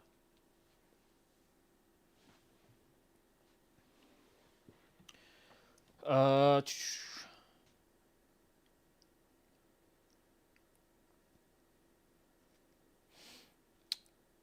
how do you go about interviewing people? Do you need connections to speak to the isekai authors, for example, or do you just message them on whatever platform they're on? I just message them on whatever platform they're on. I'm usually very upfront with who I am and what I do. I just tell them I'm a YouTuber. I'm a YouTuber. I'm making a video about this topic. I'm wondering if I can ask you questions about one of your works, etc., etc. And I always end it with something like, "I'm really sorry about if my any of my Japanese is like jank. I'm from Canada." So I'm usually just like very upfront with it, and a lot of it is really just a numbers game, because most of them don't respond back, but the ones who do, are more than happy to help however they can. They're very nice, like they're very very nice people. I've never had a bad experience. Even the ones who have said no, have never like been rude about it. They've always given me a reason as to why they can't or why they won't. Um, but no, they've always been very nice and very kind. So I owe them a lot. You know, Especially when you consider the fact that I'm just some guy. I'm just some random stranger who's coming in. Um, so yeah. Are you planning to grow out? Are you planning to grow out your man bun? I don't know about that. Don't know. Possibly not. My hair doesn't grow out that long, so this might actually be the limit of its length. So probably not. Doll, your hair is on point. Oh, thank you very much. I cut it myself. Ever since this pandemic started, I've been like just cutting my hair by myself, which at first was very awkward, but I think gotten the I think I've gotten the process down. What's your opinion on directors such as Mamoru Oshii trying to mimic the language of film in their anime? While anime will always take elements from film, should they really try to imitate film? I think it depends upon the individual person and what they want to do or what they want out of it. I don't think anime has to mimic film because there's a lot of things that anime, as byproduct of being animation, can do that a lot of things that film would functionally be very reticent to try and pull off.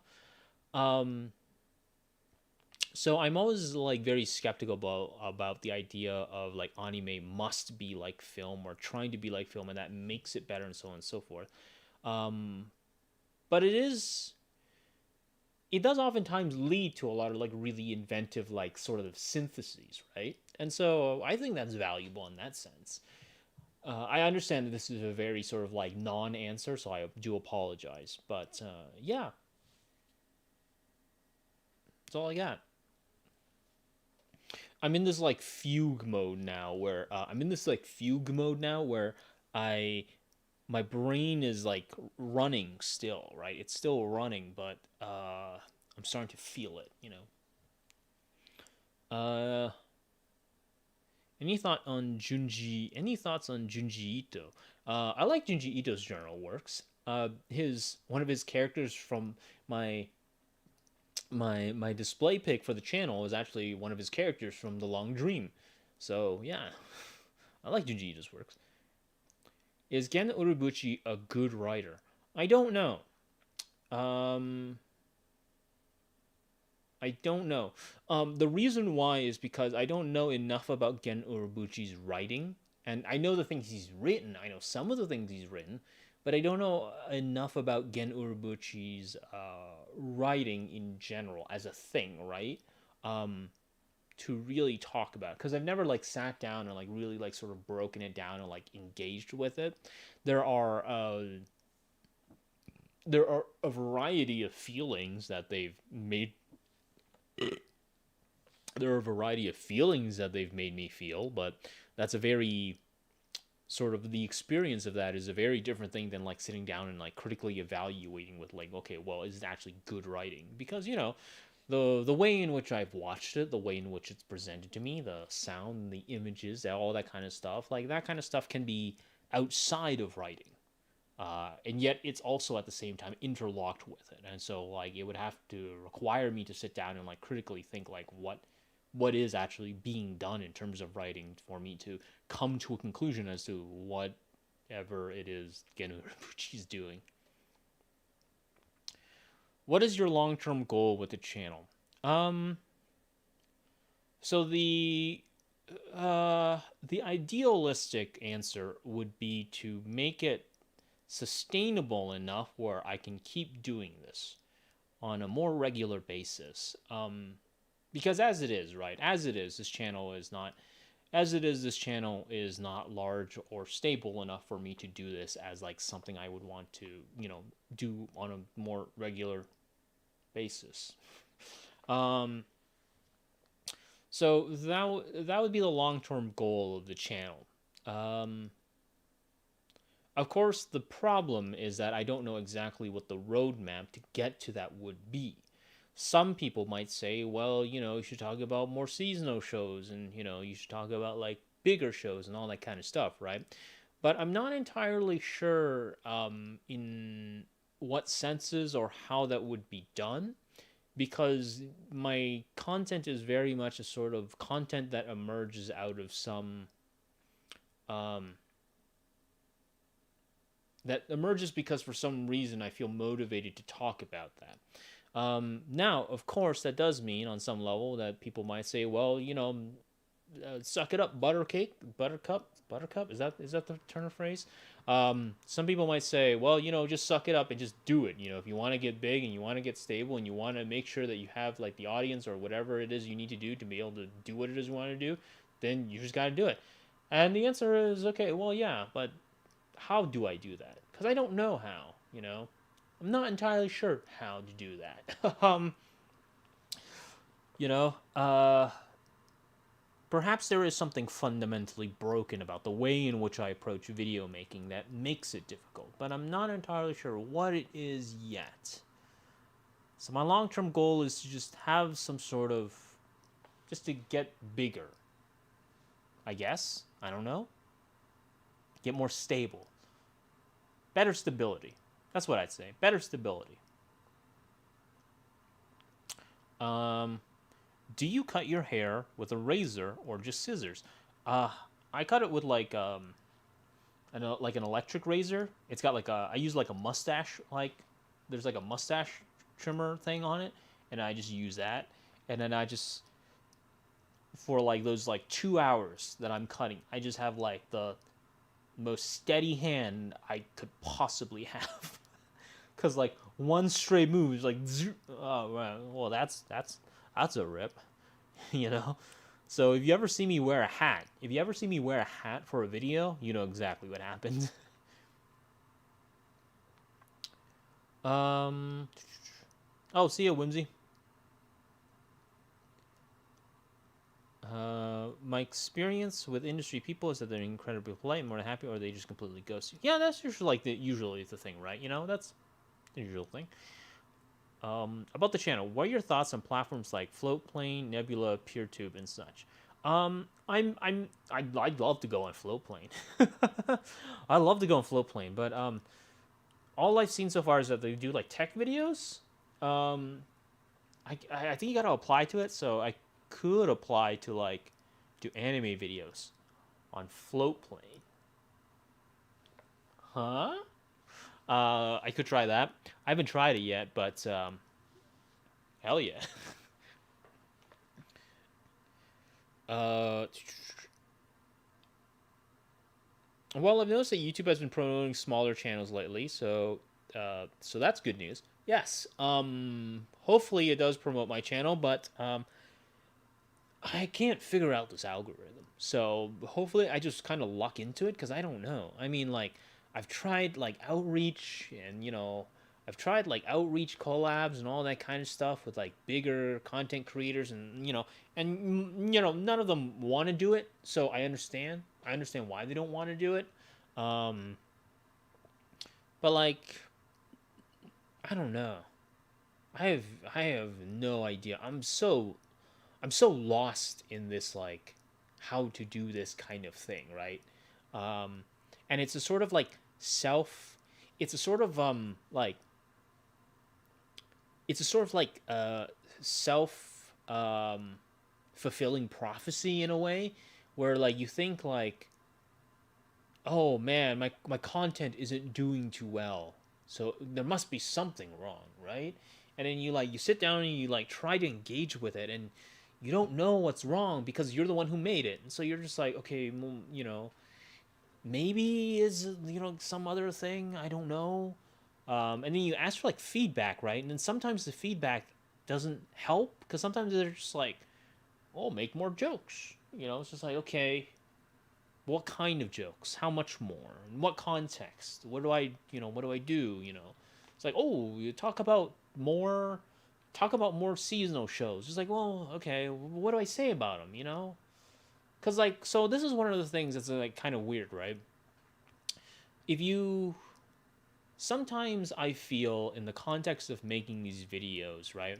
Sometimes I feel like trapped in a weird way, because sometimes I think to myself, okay, well, I'm going to make a video. I'm going to make a video about some topic, something that stands out about it to me, right? And then, you got somebody, you got people, and then it doesn't do too well, and you're just like, damn, okay, didn't do too hot, okay, but what do I do to sort of like bounce back, right? And then, somebody says, well, okay, well, talk about like something big, right? Talk about something big. And so you're just like, okay, well, I don't really have much to say about that big thing that they recommend that I talk about. So you're stuck in like this sort of thing where you're just like, okay, I do know that it's doing one thing, but that one thing isn't big or substantive enough for me to make like, I don't know, a video about it. So do I just make like a 1-minute video, a 2-minute video about that one thing? Like that seems like kind of a weird thing to do, right? I don't know. Seems kind of odd, right? Maybe I'm wrong. I don't know. Like, would people like a video where I just talk about something for a minute, 2 minutes, and then just end it? Like, I don't know. Like, that was one of the things that kind of came to my head when I was like, when people are talking about, like, what does it mean when Mushoku Tensei was influential, right? Like, what does it mean? What context is that? And the answer was just like, I don't know if that's really something that you can do a video on. That's like a 3-4 minute point. And then that's it. Like, do you make a video on that? And what if it's so broad, like... And what if it's so broad, right? That like you wonder, it's just like, does my audience already know this? Do they not know this? You know, like what's the give? What's the point upon which you say like, I don't need to talk about this because surely everybody knows this, right? Or maybe I should talk about this because for some reason people don't know this or something, you know? And it's kind of a strange sort of trap I'm kind of stuck in, and I'm not entirely sure how to figure out a way to figure it out. Yeah.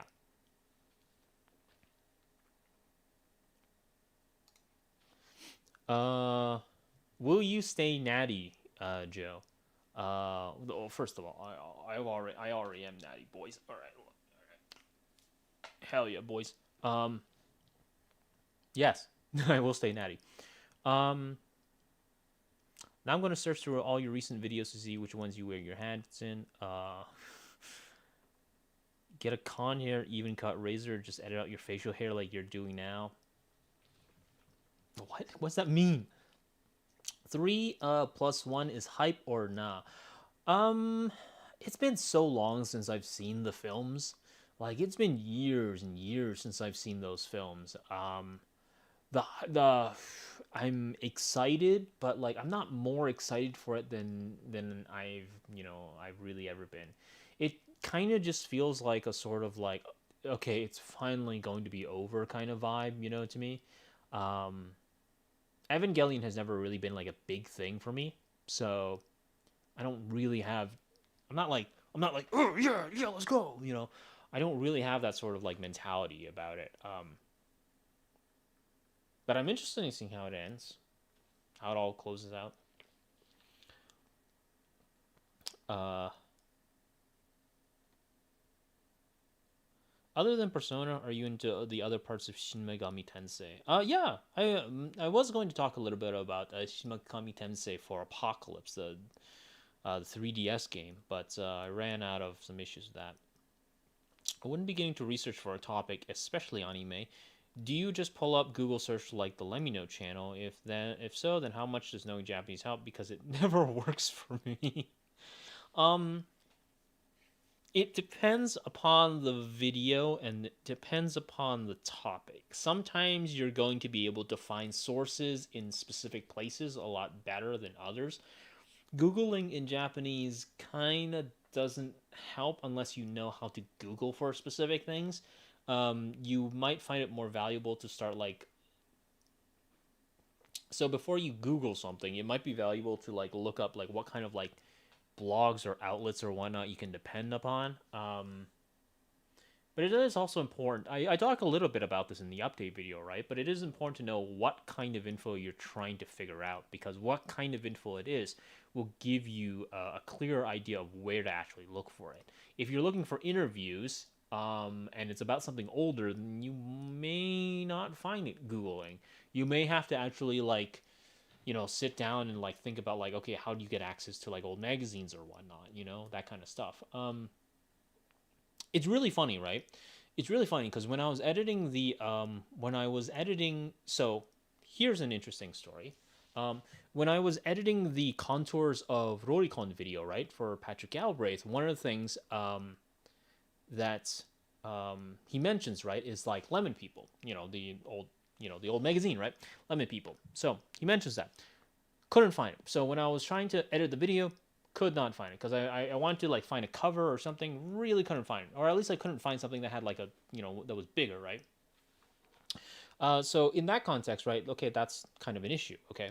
But then I thought, okay, well, wait a minute, okay, so it was largely I activated Google. So I thought, okay, well, wait a minute, it's largely it was a magazine that had a lot of nudity, or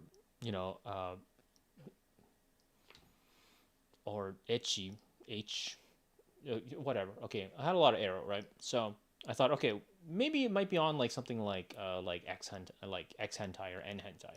Sure enough, oops, sorry. Sure enough, sorry, my elbow keeps hitting this stuff.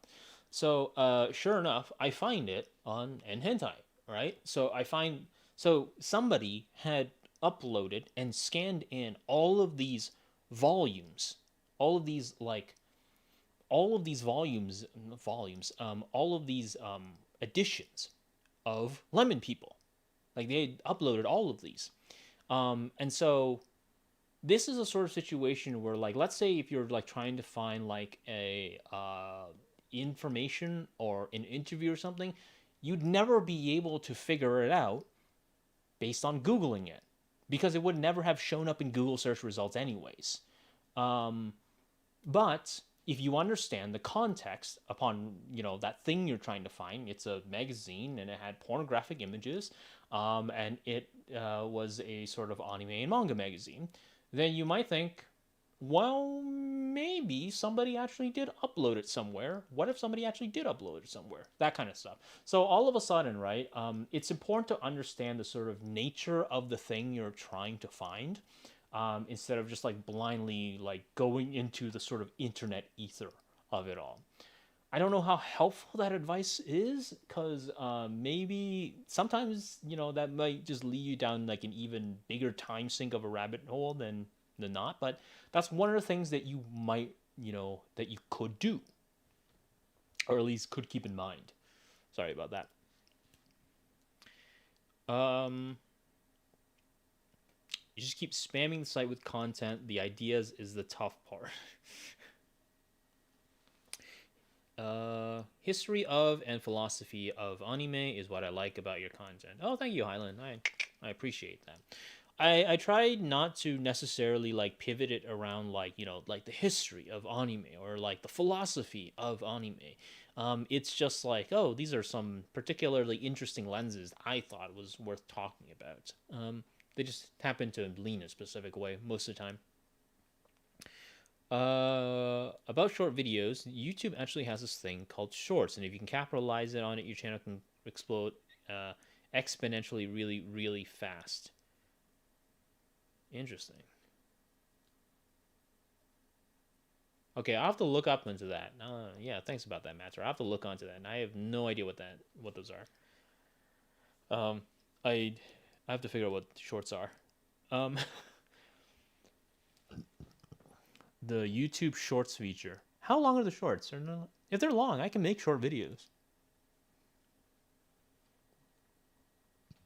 um,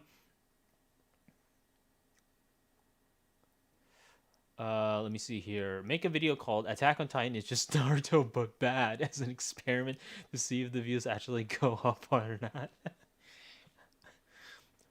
Yeah, can you okay, so here's to give everybody in the stream a little bit of context. So my next video is about Attack on Titan in the context of the 4-act structure, right? Kisho Tenketsu, right? Which is the sort of basic sort of plot structure that's called the plot without conflict, but it's actually a little misleading what conflict actually means. But so that's the context in which I'm analyzing Attack on Titan, because not a lot of people talk about it in the context of Kisho Tenketsu, at least in terms of AniTube, right? I don't know what the Attack on Titan community is saying.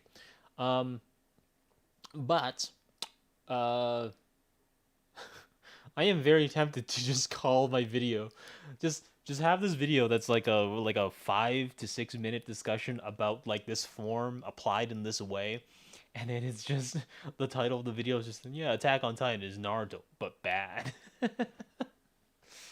Just like leave it at that.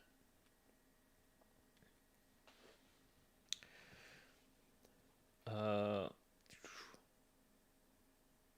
think the problem you have with this is that you want to make good content. Other channels just want to make content that gets eyes. The two seem like they don't really overlap. I'll have to take a look on the shorts thing. Who knows? Maybe I'll figure something out. I have no idea. Are you more Guilty Gear or Blaze Blue? And are you still a Hakumen player? I still play Hakumen. Have not yet picked up Guilty Gear. It is $80 Canadian. Do not have the money to pick it up. With the increased involvement of the West in anime production and being a target audience, will we see more scholarship about anime from that perspective? Yeah, we already are. There's been, like, in general, an uptick in terms of scholarship about anime. It's growing. So yeah, we do. Good ideas may come in the process, maybe just me, but for Mushoku Tensei, for example, I think it would suffice, in addition to your point, having background info, other little anecdotes, etc. Yeah, it's, maybe, yeah, it's one of those things where it's just like, yeah, I don't know, it's like, it's one of those things where it's like, what do you put in? Because if I was like, say,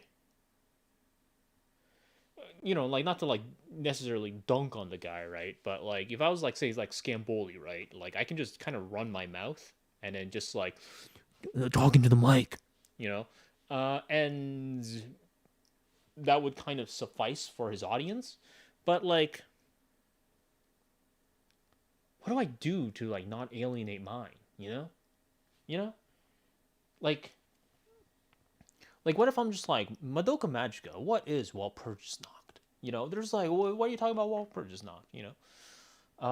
It's one of those like kind of questions or concerns, right? It's just like, are you going to do something that your audience is just like, what the fuck is going on here, bro? That kind of thing. Should have just been in like a really shitty comedy AniTuber. I feel like being a comedy AniTuber has to be like the easiest fucking position to be in. Like as long as you just make shitty anime comedy, like you can't lose. You can't lose. You can't lose. Cause there's like, yeah, that is that way. Like, my god, dude. Man, it's kind of like YouTubers talking about like TikTok content, It's just like, god damn, what the hell am I doing? What the hell am I doing making videos? Sitting down. What the hell am I doing sitting down for like hundreds of hours and like reading things, editing things, putting things together when you can just, you know, make like a 20-second skit or something that's just a poorly, drawn out Annie memes joke, but in video format. Like, God, like, what am I doing? Um, Less than a minute. Oh, okay. Oh God, I don't know. I don't know if I can make a less than a minute comedy. I'll make like a bunch of crash zoom videos. I'll be like, whoa, just crash zoom, non-stop crash zoom. Hey, just want to let you know that your channel is truly special and that many of your videos have helped research material find. Oh, that's nice. That's nice. I sound very sarcastic and very facetious right now. I'm not. I'm not being facetious. I'm not being sarcastic. Um, that is very nice. I'm really happy it helps. There's something really wild, right? There's something really wild when somebody is just like, your videos really helped me out with like this thing, or like it got me interested in this thing, or like, or even if it's just like, I wrote a paper and, some of your sources or the way in which you helped me digest some other thing, right? Um, really helped me out. And it's just like, wow, I did something good. you know, wow. You know, it's like it's the serotonin rushes to your brain and you're just like, wow, I helped someone. Yes, let's go. Yeah, like that kind of thing, right? I like that. So I appreciate the words Ashish. You know, um, what do you consider to be good anime, manga, any other form of media you consume? Like, is it experience based or do you have a criteria? I don't really have much of a criteria, so it's mainly just kind of an experience. It kind of just hits me or it doesn't. The reason why that I don't really have any particularly clear criteria is because my criteria changes all the time. Like, for instance, right? Like, for the longest time, I didn't really care that much about the police series, but then I learned more about like what like pilgrimages were. I learned about what Butai Tambo was, the practice of finding these places. I learned about like they're sort of like interlocking with rural Japan and all that kind of stuff. And then all of a sudden, I have a different kind of appreciation for these shows. And boom, all of a sudden I have a new set of expectations that have been formed as a result of me finding out more stuff. So in this context, right, like if I had a series of criteria, then there was no point in me having those criteria in the first place, because those criteria were insufficient for me with regards to like properly really evaluating something that I would have valued differently in the first place. So I don't really have much of a criteria on something. I might say, for instance, I value shows that don't speak too much about, that don't hold my hand. But sometimes, what if I do come across a show that like does, guide me along, but also like leads me down in very interesting ways, or does it in a very curious way? Then what's the point of me saying I want shows that don't hold my hand? What's the point of me saying that? Because it's functionally worthless anyways, because it didn't matter. It didn't matter for this one show that changed my mind. So I don't really have much of a criteria of sorts, right? With regards to that, I just talk about shows that I think are doing something interesting, or have hit me in some interesting way, I think.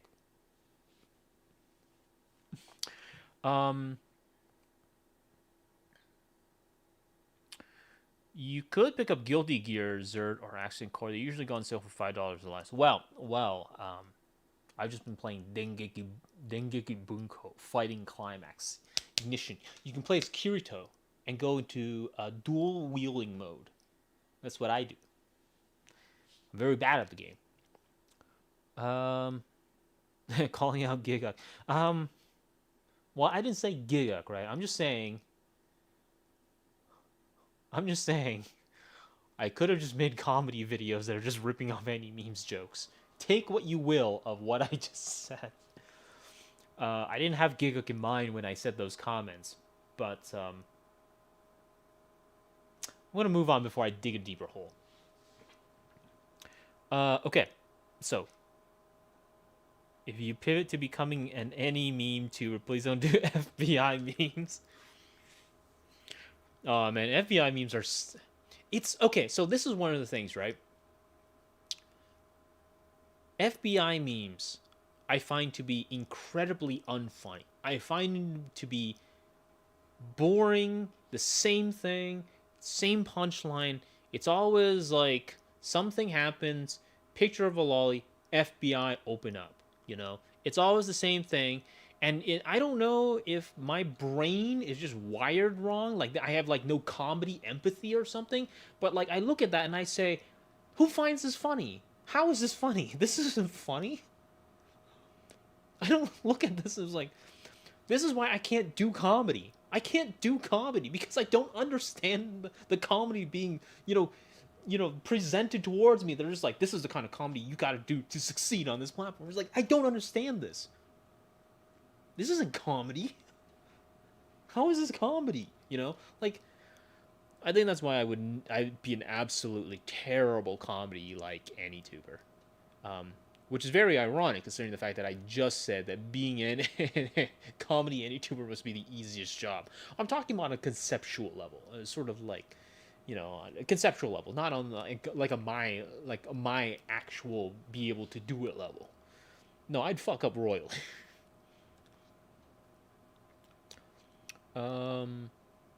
I always found you to focus on things you're actually interested in. I also think most people come to YouTube to unwind on a busy day or as background material, maybe especially for anime. Yeah. I have legitimately used your videos as a source and recommended them to other people as a resource to consider. Don't think I do the former anymore, but definitely would continue doing the latter. You don't think you do the former anymore? What are you talking about? What are you implying? It's like, I don't do it anymore. Now that I've wisened up to your trickery, I don't do it anymore. Like, what are you talking about? Thanks for your videos, genuinely. Wait, I thought Dengeki Bunko wasn't released outside Japan, and the PC port is still in development. Yes, so wasn't released outside Japan, but there is a PC port that has been released, and it has rollback netcode, baby. Yeah, that's right.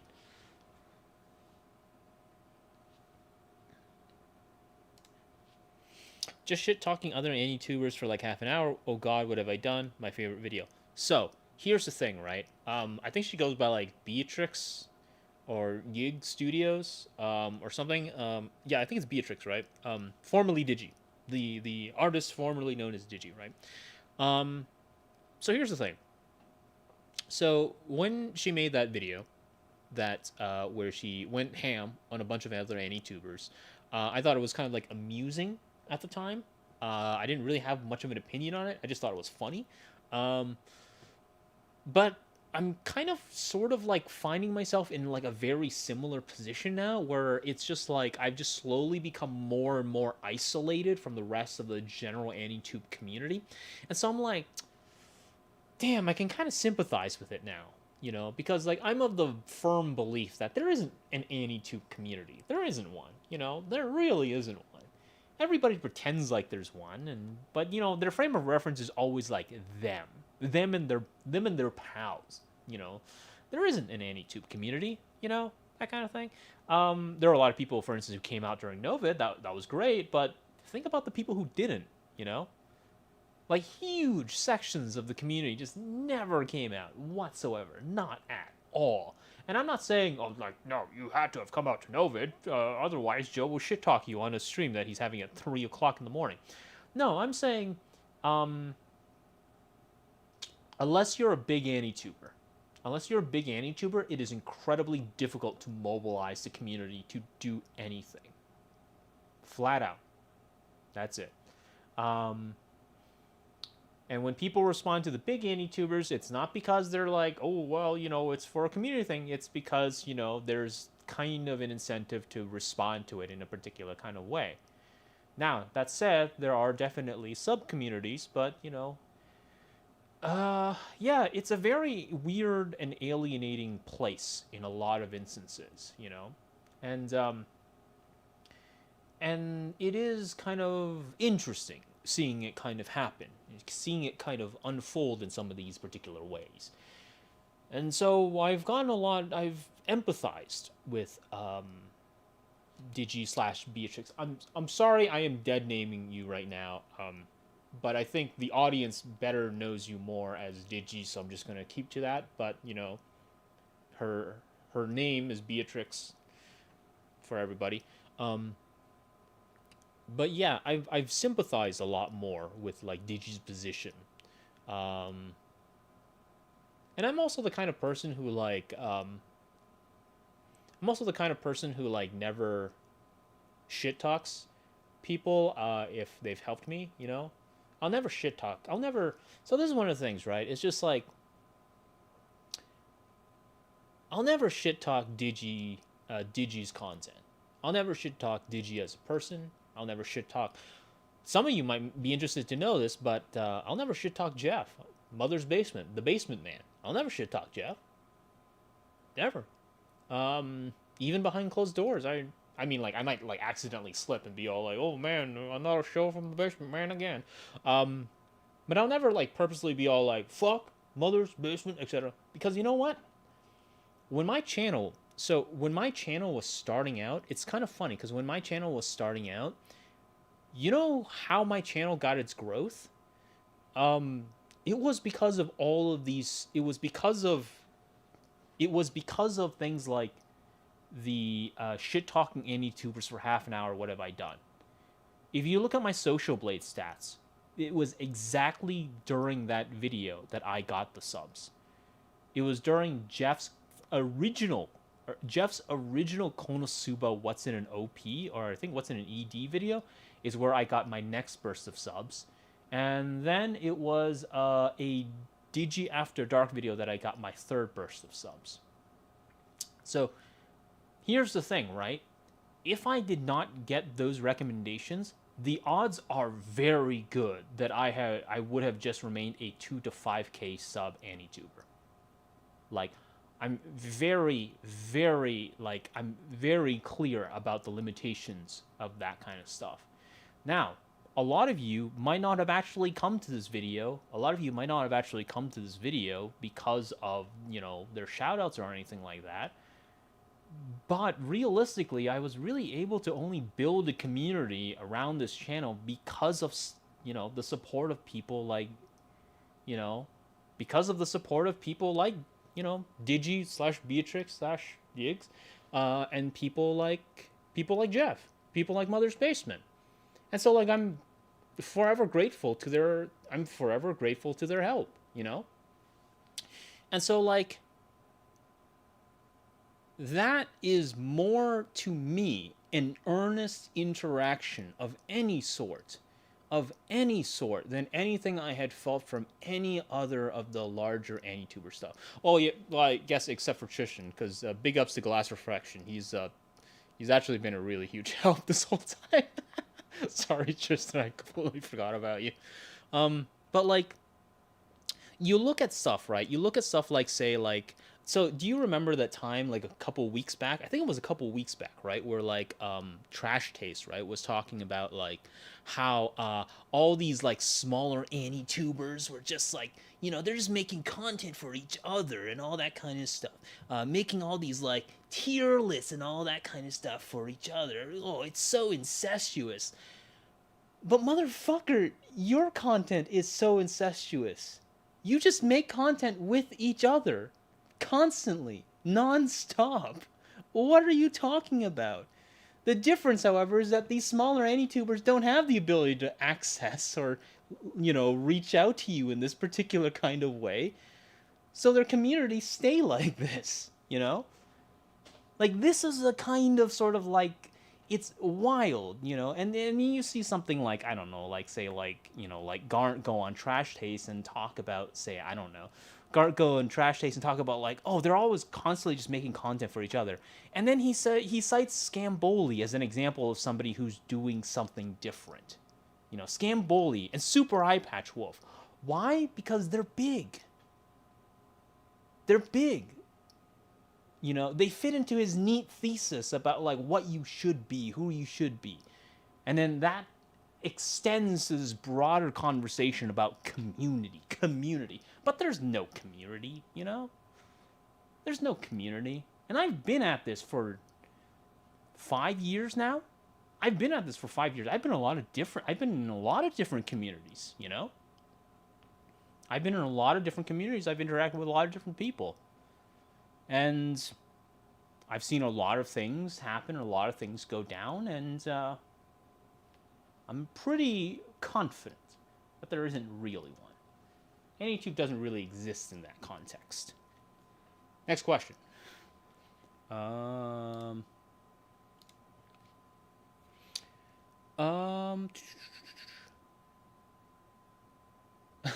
No, the one time I put your video as a source in my paper, my lecturer told me to include actual sources. Oh, rip, dude. Make a on why rollback matters. Sajim's already made a video on why rollback matters. Hey, RKO, how are you? How are you, RKO? Flugmorth, good morning. Jason has a redacted message. You can take comfort knowing you don't do shit talk, I think. Yeah, this is why, right? This is why my opinions are always public, This is why they're always public. Everybody knows where I stand. It's not like I'm like, oh, I'm gonna play nice and clean with everybody, and then like behind their backs I'm gonna like shit talk them, right? Like I don't like that, Everybody is getting my honest, earnest, and upfront opinion about all this kind of stuff. I think I found you from a Digi video. Haven't watched in a while, but the stream popped up and it's been fun to listen to. We'll go through your videos I missed. Welcome back, Nosferatu man. How's it going? Forget shit.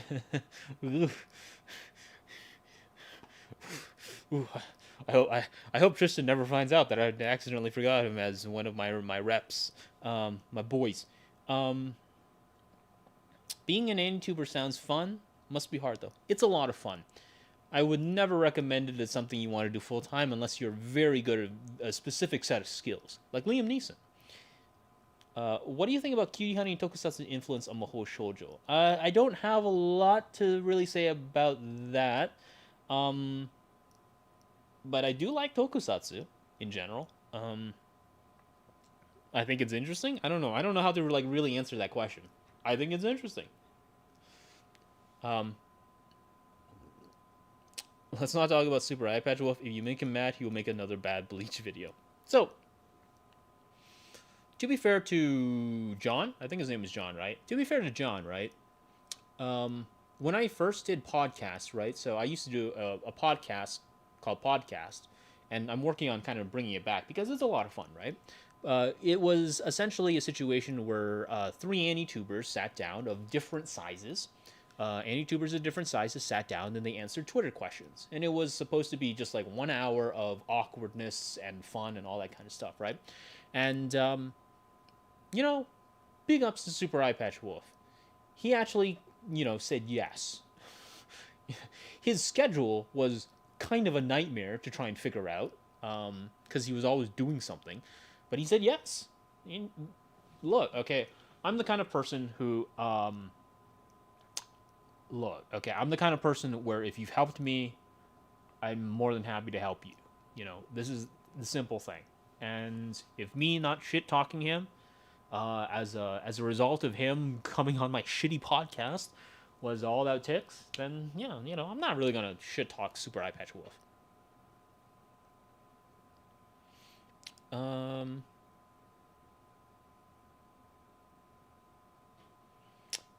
Tina, hi. I really love the way you animate your videos and to make them so digestible and artfully interesting.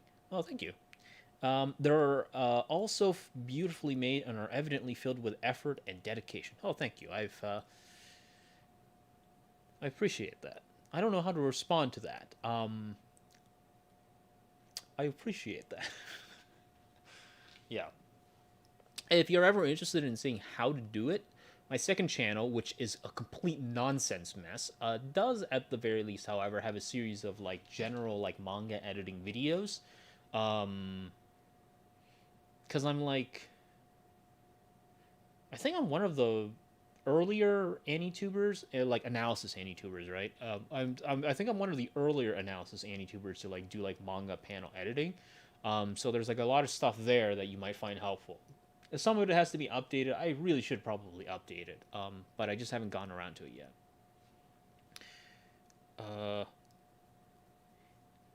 If I pick up Dengeki Bunko Fighting Climax on PC again, would you be willing to play if I add you in the server? Yeah, sure, no problem. Yeah. Probably not for a few weeks because I'm trying to get a few things done, but yeah, sure. What are specific set of skills you mentioned for being a full-time Anituber? I think you kind of just gotta go on that grind. You just gotta grind.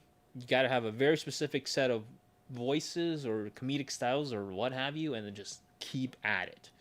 Um, the case in point, Manime Matt. Manime Matt used to have much lower sub count, doing like sort of like general video essay kind of things, and then bro, he just went at it. He just went on that grind, and now he's almost at 100K subs, I believe. So that's how you do it. Shoutouts to Manime Man. He's I cheese on him a lot, right? I cheese on him a lot for like some of the content disagreements I have, right? But I'm never gonna cheese on his work ethic because that man just keeps punching out videos. He's like a sweatshop all on his own. I am sorry, I don't have it. Next one. No question, but I wanted to say your understanding. Disaster videos is my favorite series ever. Still my high watermark for video essays for respect. Oh, thank you. If you're ever interested, I drew a lot of my information and how to interpret it from Motoko Tanaka's book, The Apocalypse in Japanese Science Fiction. I think it's cheaper now. It used to be super expensive before, but it's cheaper now. But if you're ever interested in something like that kind of like thing by somebody who's much smarter than I am, there you go.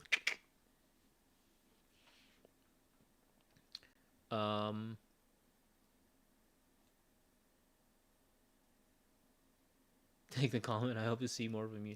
Yeah. So yes, thank you. I appreciate that. So this seems to be like a sort of a quiet lull right now. Either that or I haven't caught up to the chat. So let's see here. Did I miss anything?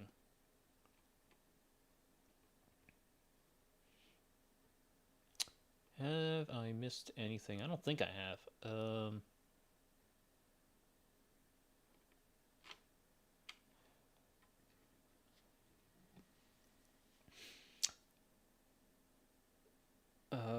Respect, a dog. I need to say this. You are so chill. Needed the stream. Has been rough lately.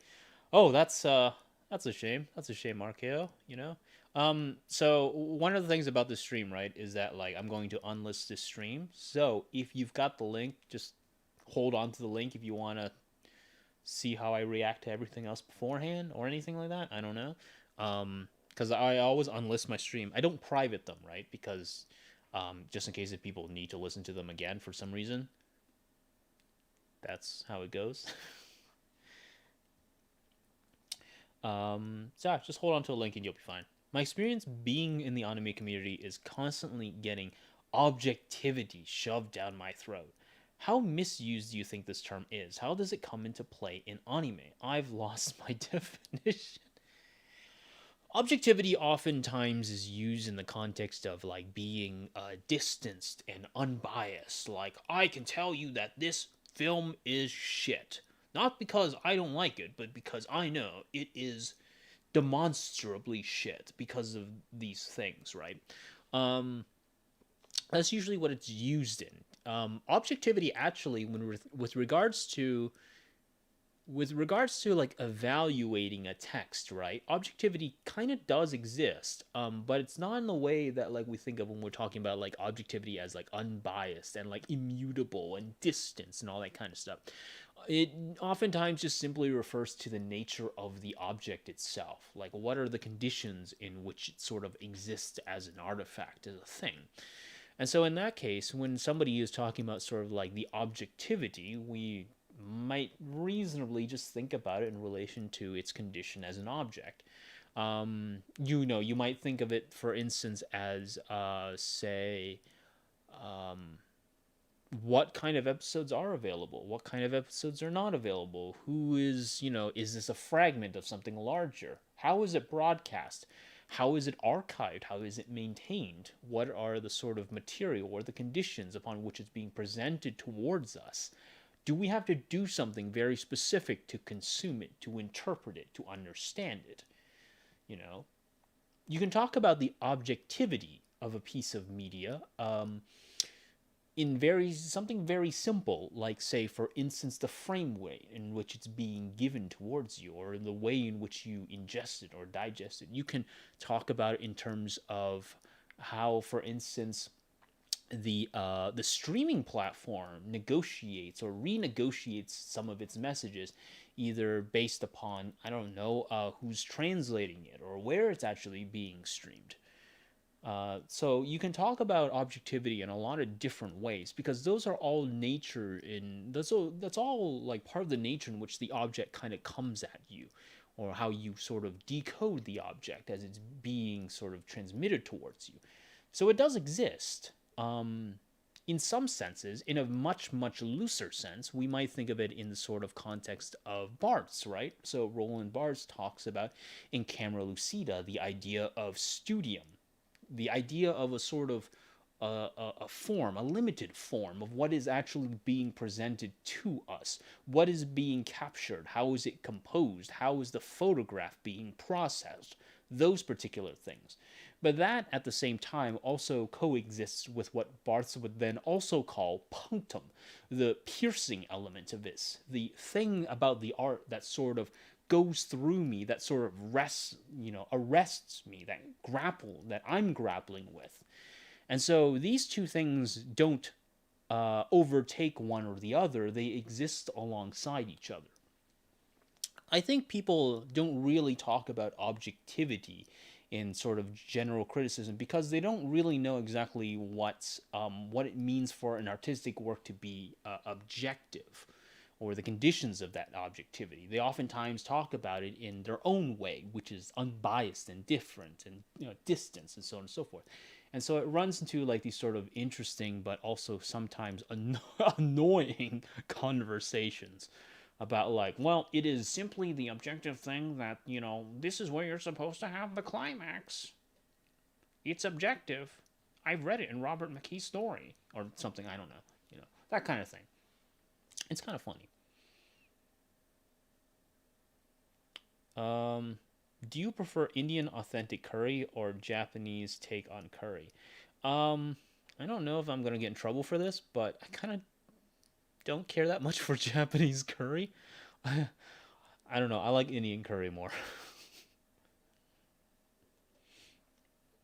uh, does everything in life have some level of artistic merit? I don't know what I don't know what that question is supposed to be asking me. Speaking of grappling, thoughts on Iron Taker players? Are they all pace eaters? Yes.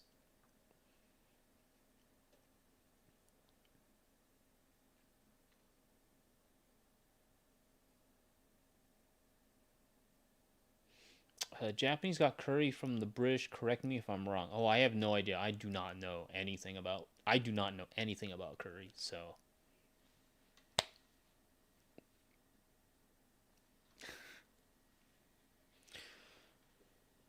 Do you look down on non-analysis type vids? No. It would be really weird for me to look down on non-analysis type vids because I watch a lot of non-analysis vids. Um, I also don't even watch analysis vids, so it would be really strange for me to look down on like them in that sense. I don't watch them. I don't watch them, but it's not because that like I think they're lesser content, right? It's just when I mentioned this earlier, but like when I'm watching something on YouTube, I'm usually watching it because I'm in a very particular kind of headspace that only kind of attracts a certain kind of content, anyways. I use it to like decompress and de-stress. I don't really want to come into a YouTube video thinking, all right, I need to I need this video to tell me how it does some other thing. No, I want like I don't know, a cat farting in some guy's face, and I'm just like, oh, okay, that's good. That's good. That's the kind of content that I watch YouTube for.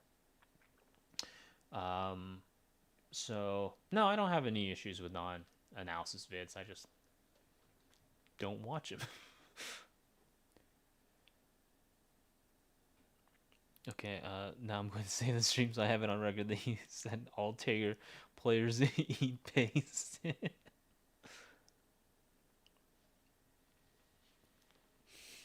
That's the kind of situation. I think we're also hitting in another sort of wonky kind of lull again.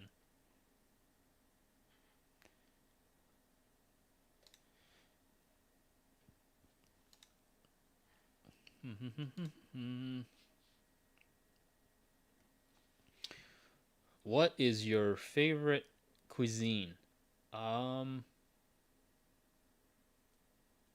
Favorite cuisine.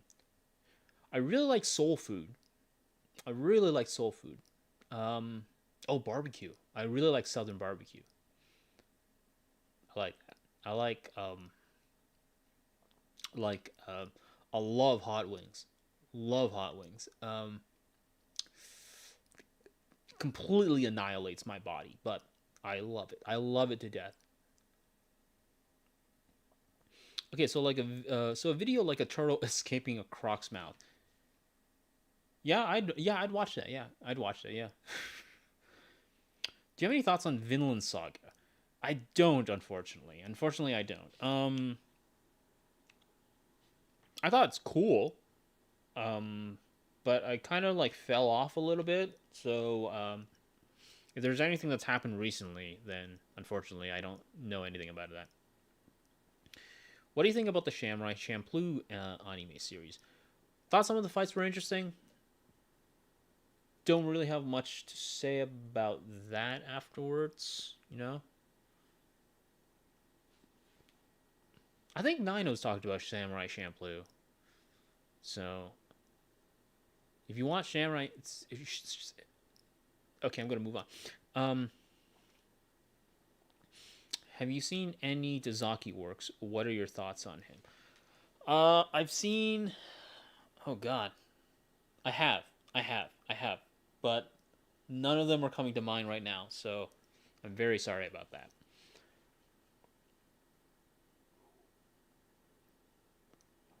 Um, which video project of yours did you have the most fun producing with? Most fun. Um, I think that Tony. Okay, so this is going to sound like a really stupid and nonsensical. Like this is going to sound like a non-answer, right? It's going to sound like a very like corporate non-answer, but every video is always the most fun video because it's the latest video, and I'm always learning new things.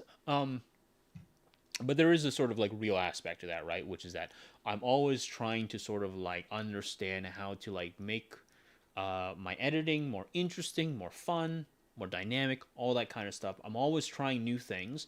And so, like, my latest video is always, to me, by default, the most fun video because I'm always having the most fun editing and playing around with whatever it is I've just learned or figured out or whatever it is I want to do with it.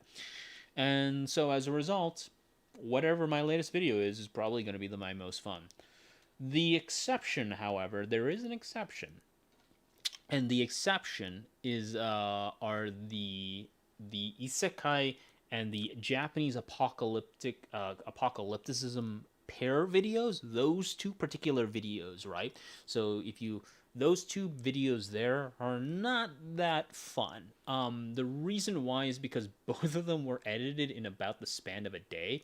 Not like both like in one day, but like each one took about a day to edit them together. So primarily because I had to get them out for an Anime North like Momiji like panel, and I was like strapped on time like crazy. They were just like, "Hey, can you get like a panel out?" And I thought, "Yeah, sure. What could possibly go wrong?" And so I shot and recorded both of those videos in one day, and then I spent the next day respectively editing both of those. So one day was I think the first one was the apocalypse one, and then the other day was the isekai one, and so it was a complete mind melt. I was absolutely destroyed by the time I got both of those finished. It was like I think I emailed them like 4 in the morning or something, like 4 in the morning, like day of the panel, and I was just like, "Hey, I got it in. Please do not ask for revisions. I am going to sleep." So yeah, I think that would be the exception that I did not have fun. um, what inspired you to make this channel? So a lot of you might not know this, but I actually began this channel, aside from beginning this channel as a gaming channel, with regards to anime and manga, I actually began this channel as a live reactor. I actually started live reacting anime and manga videos. That was actually how I started this channel out. A lot of people kind of don't know about that because, you know, it's all unlisted or privated now. But, so yeah, I began as an anime live reactor. I began in that specific side of the community. And essentially, most of it was just me and a friend talking about whatever episode it is we watched. And for the most part, people hated it. People absolutely despised the format because the format was oftentimes us talking about at the very end of the video for like an hour or so what we thought was interesting, what was not interesting, what was fun, what was boring. Most of it leaned into what we thought was kind of boring about the episode. And so what ended up happening is that a lot of people had a lot of issues with it. So I thought, okay, well, you know, I'll talk a bit about more substantive stuff. So I ended up talking about things like how things are composed, for instance. But of course, it was still in the live reaction format.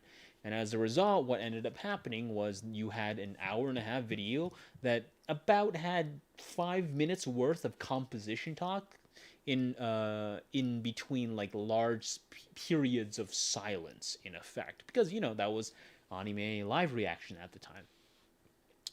And so I eventually got a comment by somebody who said, "Why don't you just cut this down to like a 5-minute video?" And I thought, "Hey, maybe I will." So I did. And that's oops.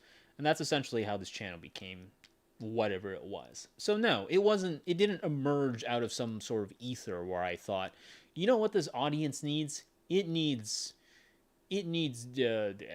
deep dive analysis or whatever it is." Like I didn't think like, oh, this is a niche, that I can fulfill. No, it I kind of just stumbled my way into it, after somebody just complained a lot about how I formatted my videos. So yeah, that's pretty much it.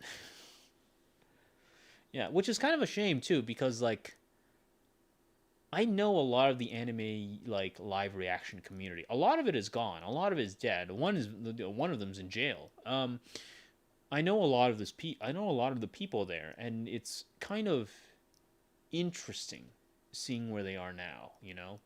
I know there's still a few that are still around. Sloane, the female otaku, for instance, right? She had her start kind of in like live reactions as well. So there's like stuff like that, right? But for the most part, most of them are kind of gone, right? Like Anime Watcher, Roman, Koya Tahaji, I believe her name. Um, it's just that YouTube has just decimated that community. There are still like the big ones, Uzumaki Khan, the God King of having doors fall on top of him, is still around. He's still making videos, but he's not making videos as often because he's kind of gotten older, and you can only scream so loudly and so confidently before you get tired, you know. So it's a fun trip down memory lane for me. I'm having a sort of like Proustian flashback right now. Watching any new anime recently? It's just been like nothing but isekai. My brain is just completely like rotted. It's become like mold. All right, guys. Bite the bullet and ask, what are your thoughts on redo of a healer? I don't really care about it. It's kind of pretty stock for like sort of like the edgier Zanma kind of stuff. And the thing here, right, is that like I've known about Kaifuku Jutsu redo of healer for years now. If you actually look at my if you actually take a look at my Isekai 1000 Isekai 3.5, Kaifuku Jutsushi Redo Healer was the example I used for the Zanma section. I don't care about it. A lot of the big sort of discussion that I see about it in AniTube feels kind of fake. It feels kind of like outrage that's been manufactured. It feels like manufactured outrage in a lot of senses, because they had to have known about this. It's been very clear that this show was coming for a very long time. Like, they had to have known about this. But they're not touching upon it until now, when the show has been airing for a few episodes, after some of the grimier scenes have come out, It feels like there's an incentive to talk about it now, and not preempt it before. But maybe it's just a cynical part of me. How do you think bad discourse affects a piece of media? I don't know what you mean by bad discourse, so you probably have to clarify on that.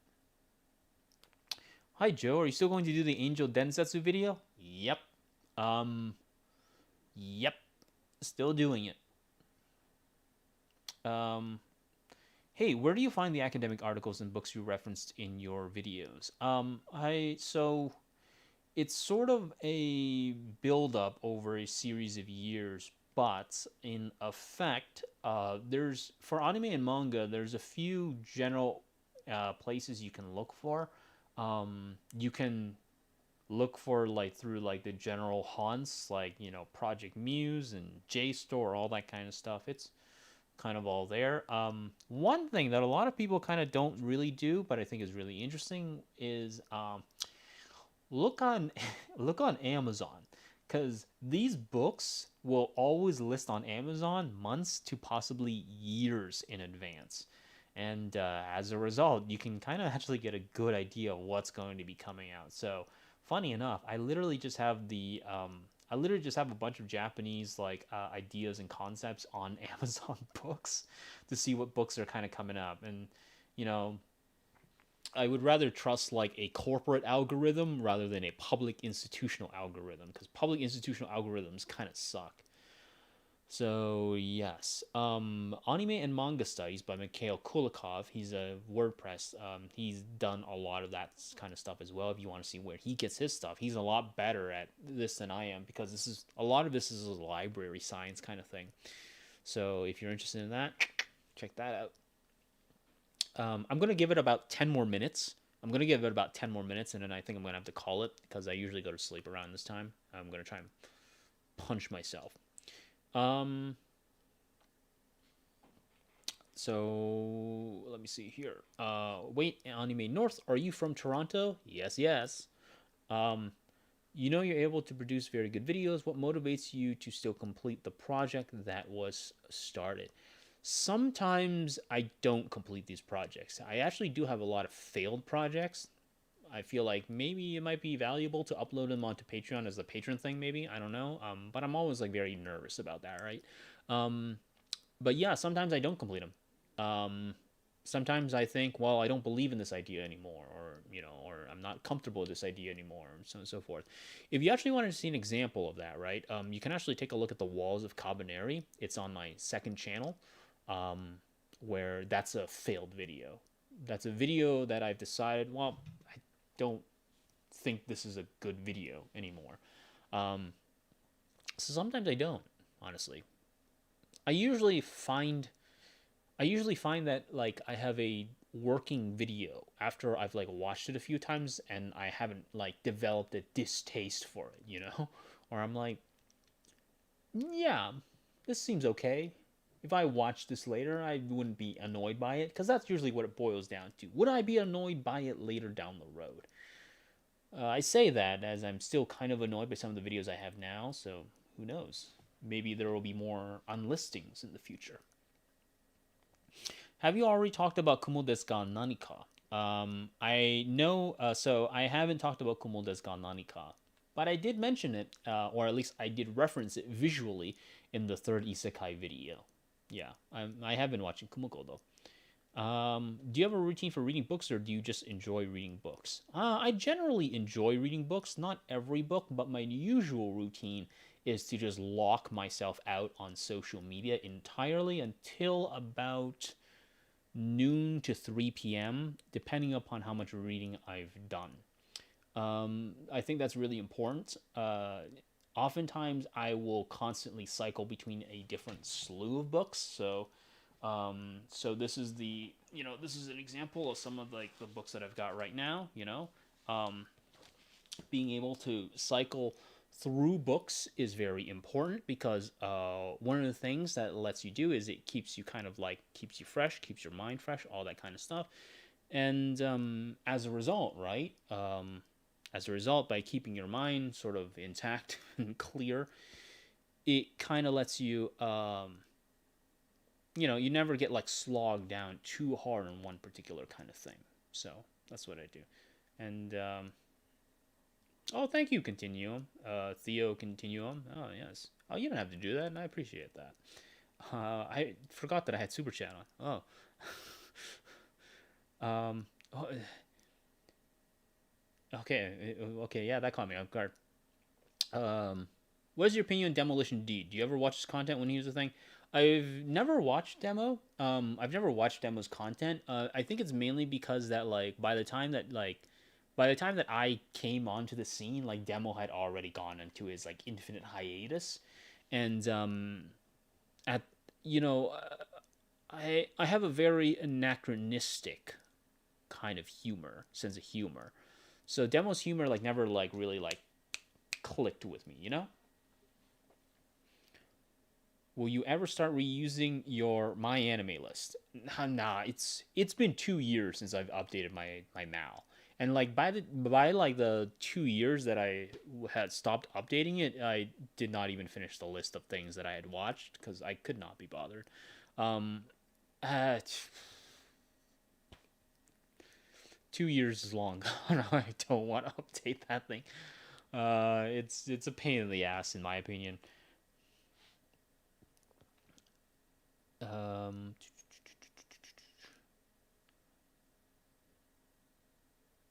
oh yeah, I'm just here drawing, and her one of them's in jail and looked up shocked. Yep, Reaper. What do you recommend for someone who wants to read more? Honestly, I would say just read regularly. Don't come in with like, I'm going to read 20 pages a day. Read like 5 pages a day. Reading in a lot of senses is like every other it's like every other thing you learn to do, you know. It's kind of just like working out, or it's kind of like drawing. It's kind of like all these other things you pick up, right? You start off small, you start off slow, you start off manageable, and then you build upwards. Once you get into a routine of reading, it becomes a lot easier. Try not to give yourself excuses. Try to always be reading. And what I mean by that is if you come home after a hard days of work, try not to put yourself into a situation where you say, well, I'm tired, I can give myself a day off. No, don't do it. Read 5 pages if you have to. If that's the only thing you can do, read 5 pages. That's kind of it. You want to make it a habit because the sooner you make it a habit, the easier it's going to be to keep that habit up. You know, it's just like anything else. It's just like working out. It's just like drawing. It's just like anything you try and develop. Once you make it a habit, it's a lot easier to keep it going. Because once you start, especially in the early stages, right, when you start giving yourself affordances and all that kind of stuff, it really will start to mess with your ability to maintain it.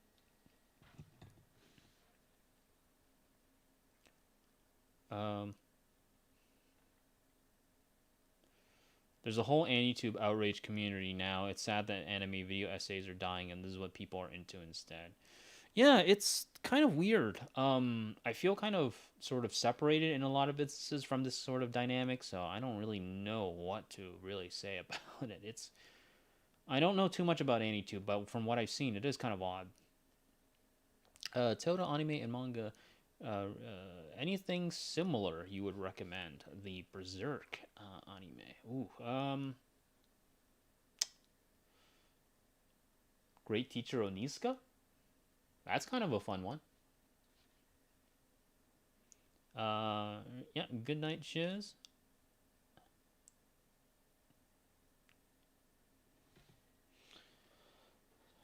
Um,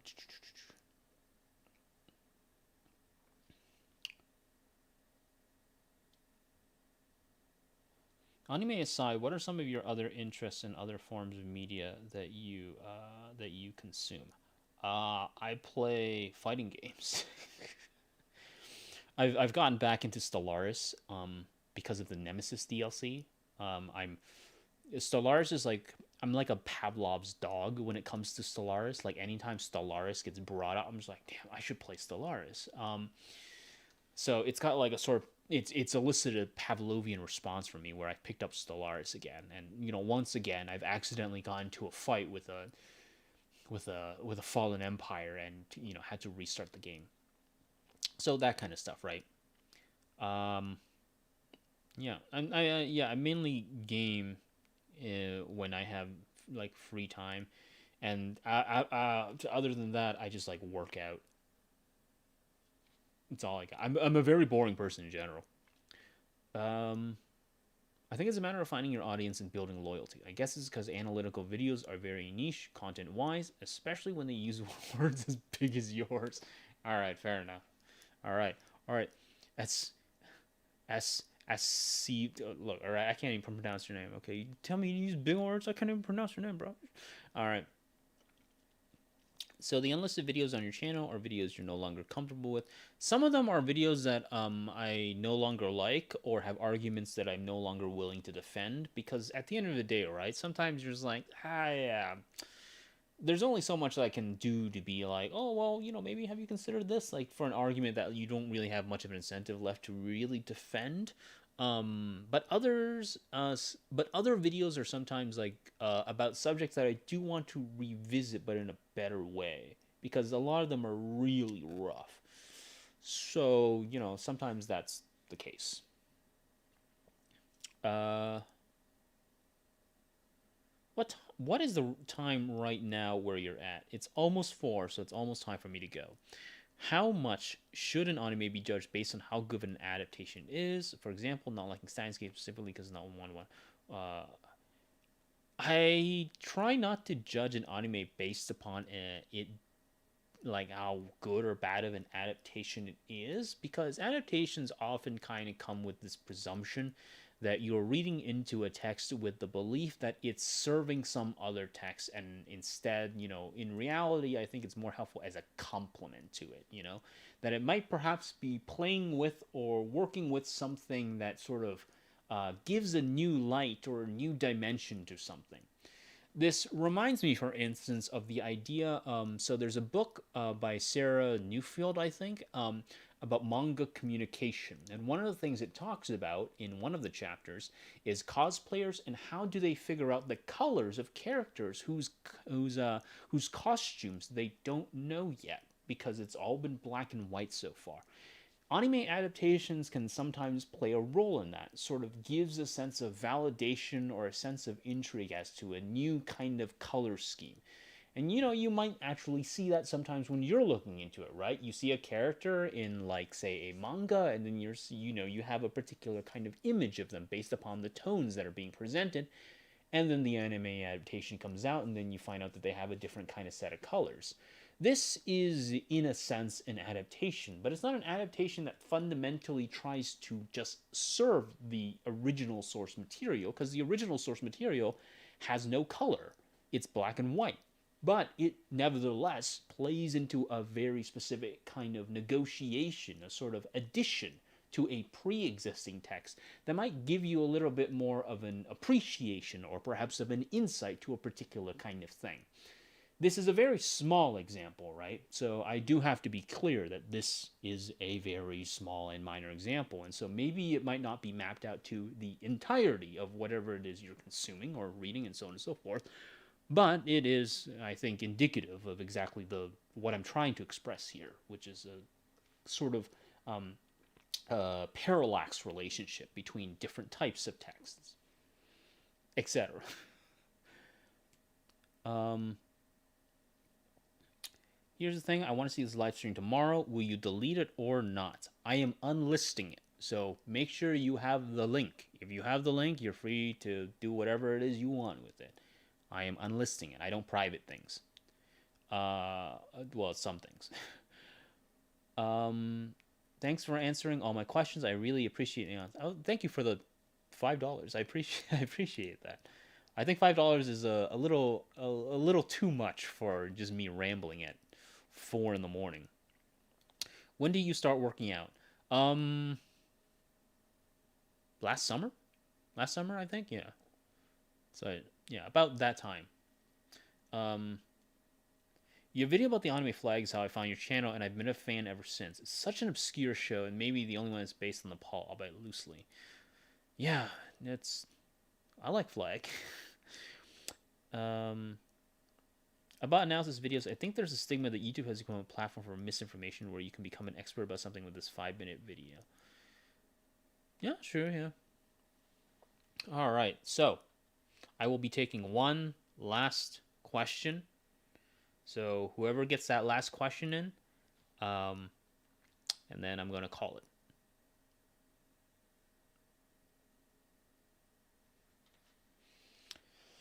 So,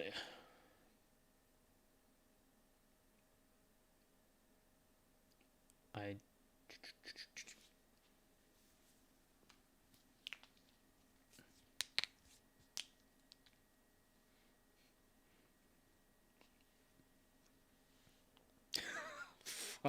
how much Gundam you've seen? Not too much. I've seen a good chunk of the original. I've seen like Double O, Unicorn, some Zeta, but I'm not like a big Gundam guy, you know. Most of the times I've come across Gundam has been the result of like somebody else who has been like, "Yo, you want to watch Gundam?" Or you know, I've got nothing else at that time, so I just watch Gundam. Um, or like I need to learn something about Gundam, but I'm not like a big Gundam guy, you know. Um, so some, not much, unfortunately. I don't have any Gunpla or anything, but I don't have any like toys or anything. So I don't live in a like a I don't live in a place with like toys or figurines, no models, nothing, because I don't spend any money on that kind of stuff. I have like the most nondescript life uh, ever. I have no figurines, no toys. I keep saying that, but yeah. Uh, so yeah, thank you. Watch Char's, uh, Char's goat goat attack. Yeah. So yeah, that's pretty much it. Thank you everybody for coming here. I hope you had a good time. As now, I'm going to try and go to sleep. That's pretty much the extent of it. Um, if you're still here, if you like the way that this live stream was done, that this format was done, I can do it slightly more frequently if you want. Um, if that's the case, feel free to leave a comment in the comment section or whatever. I don't know. Um, and yeah, I might do it that way. So on and so forth. And who knows? Maybe next time I'll wear a hat because I've fucked up my haircut or something.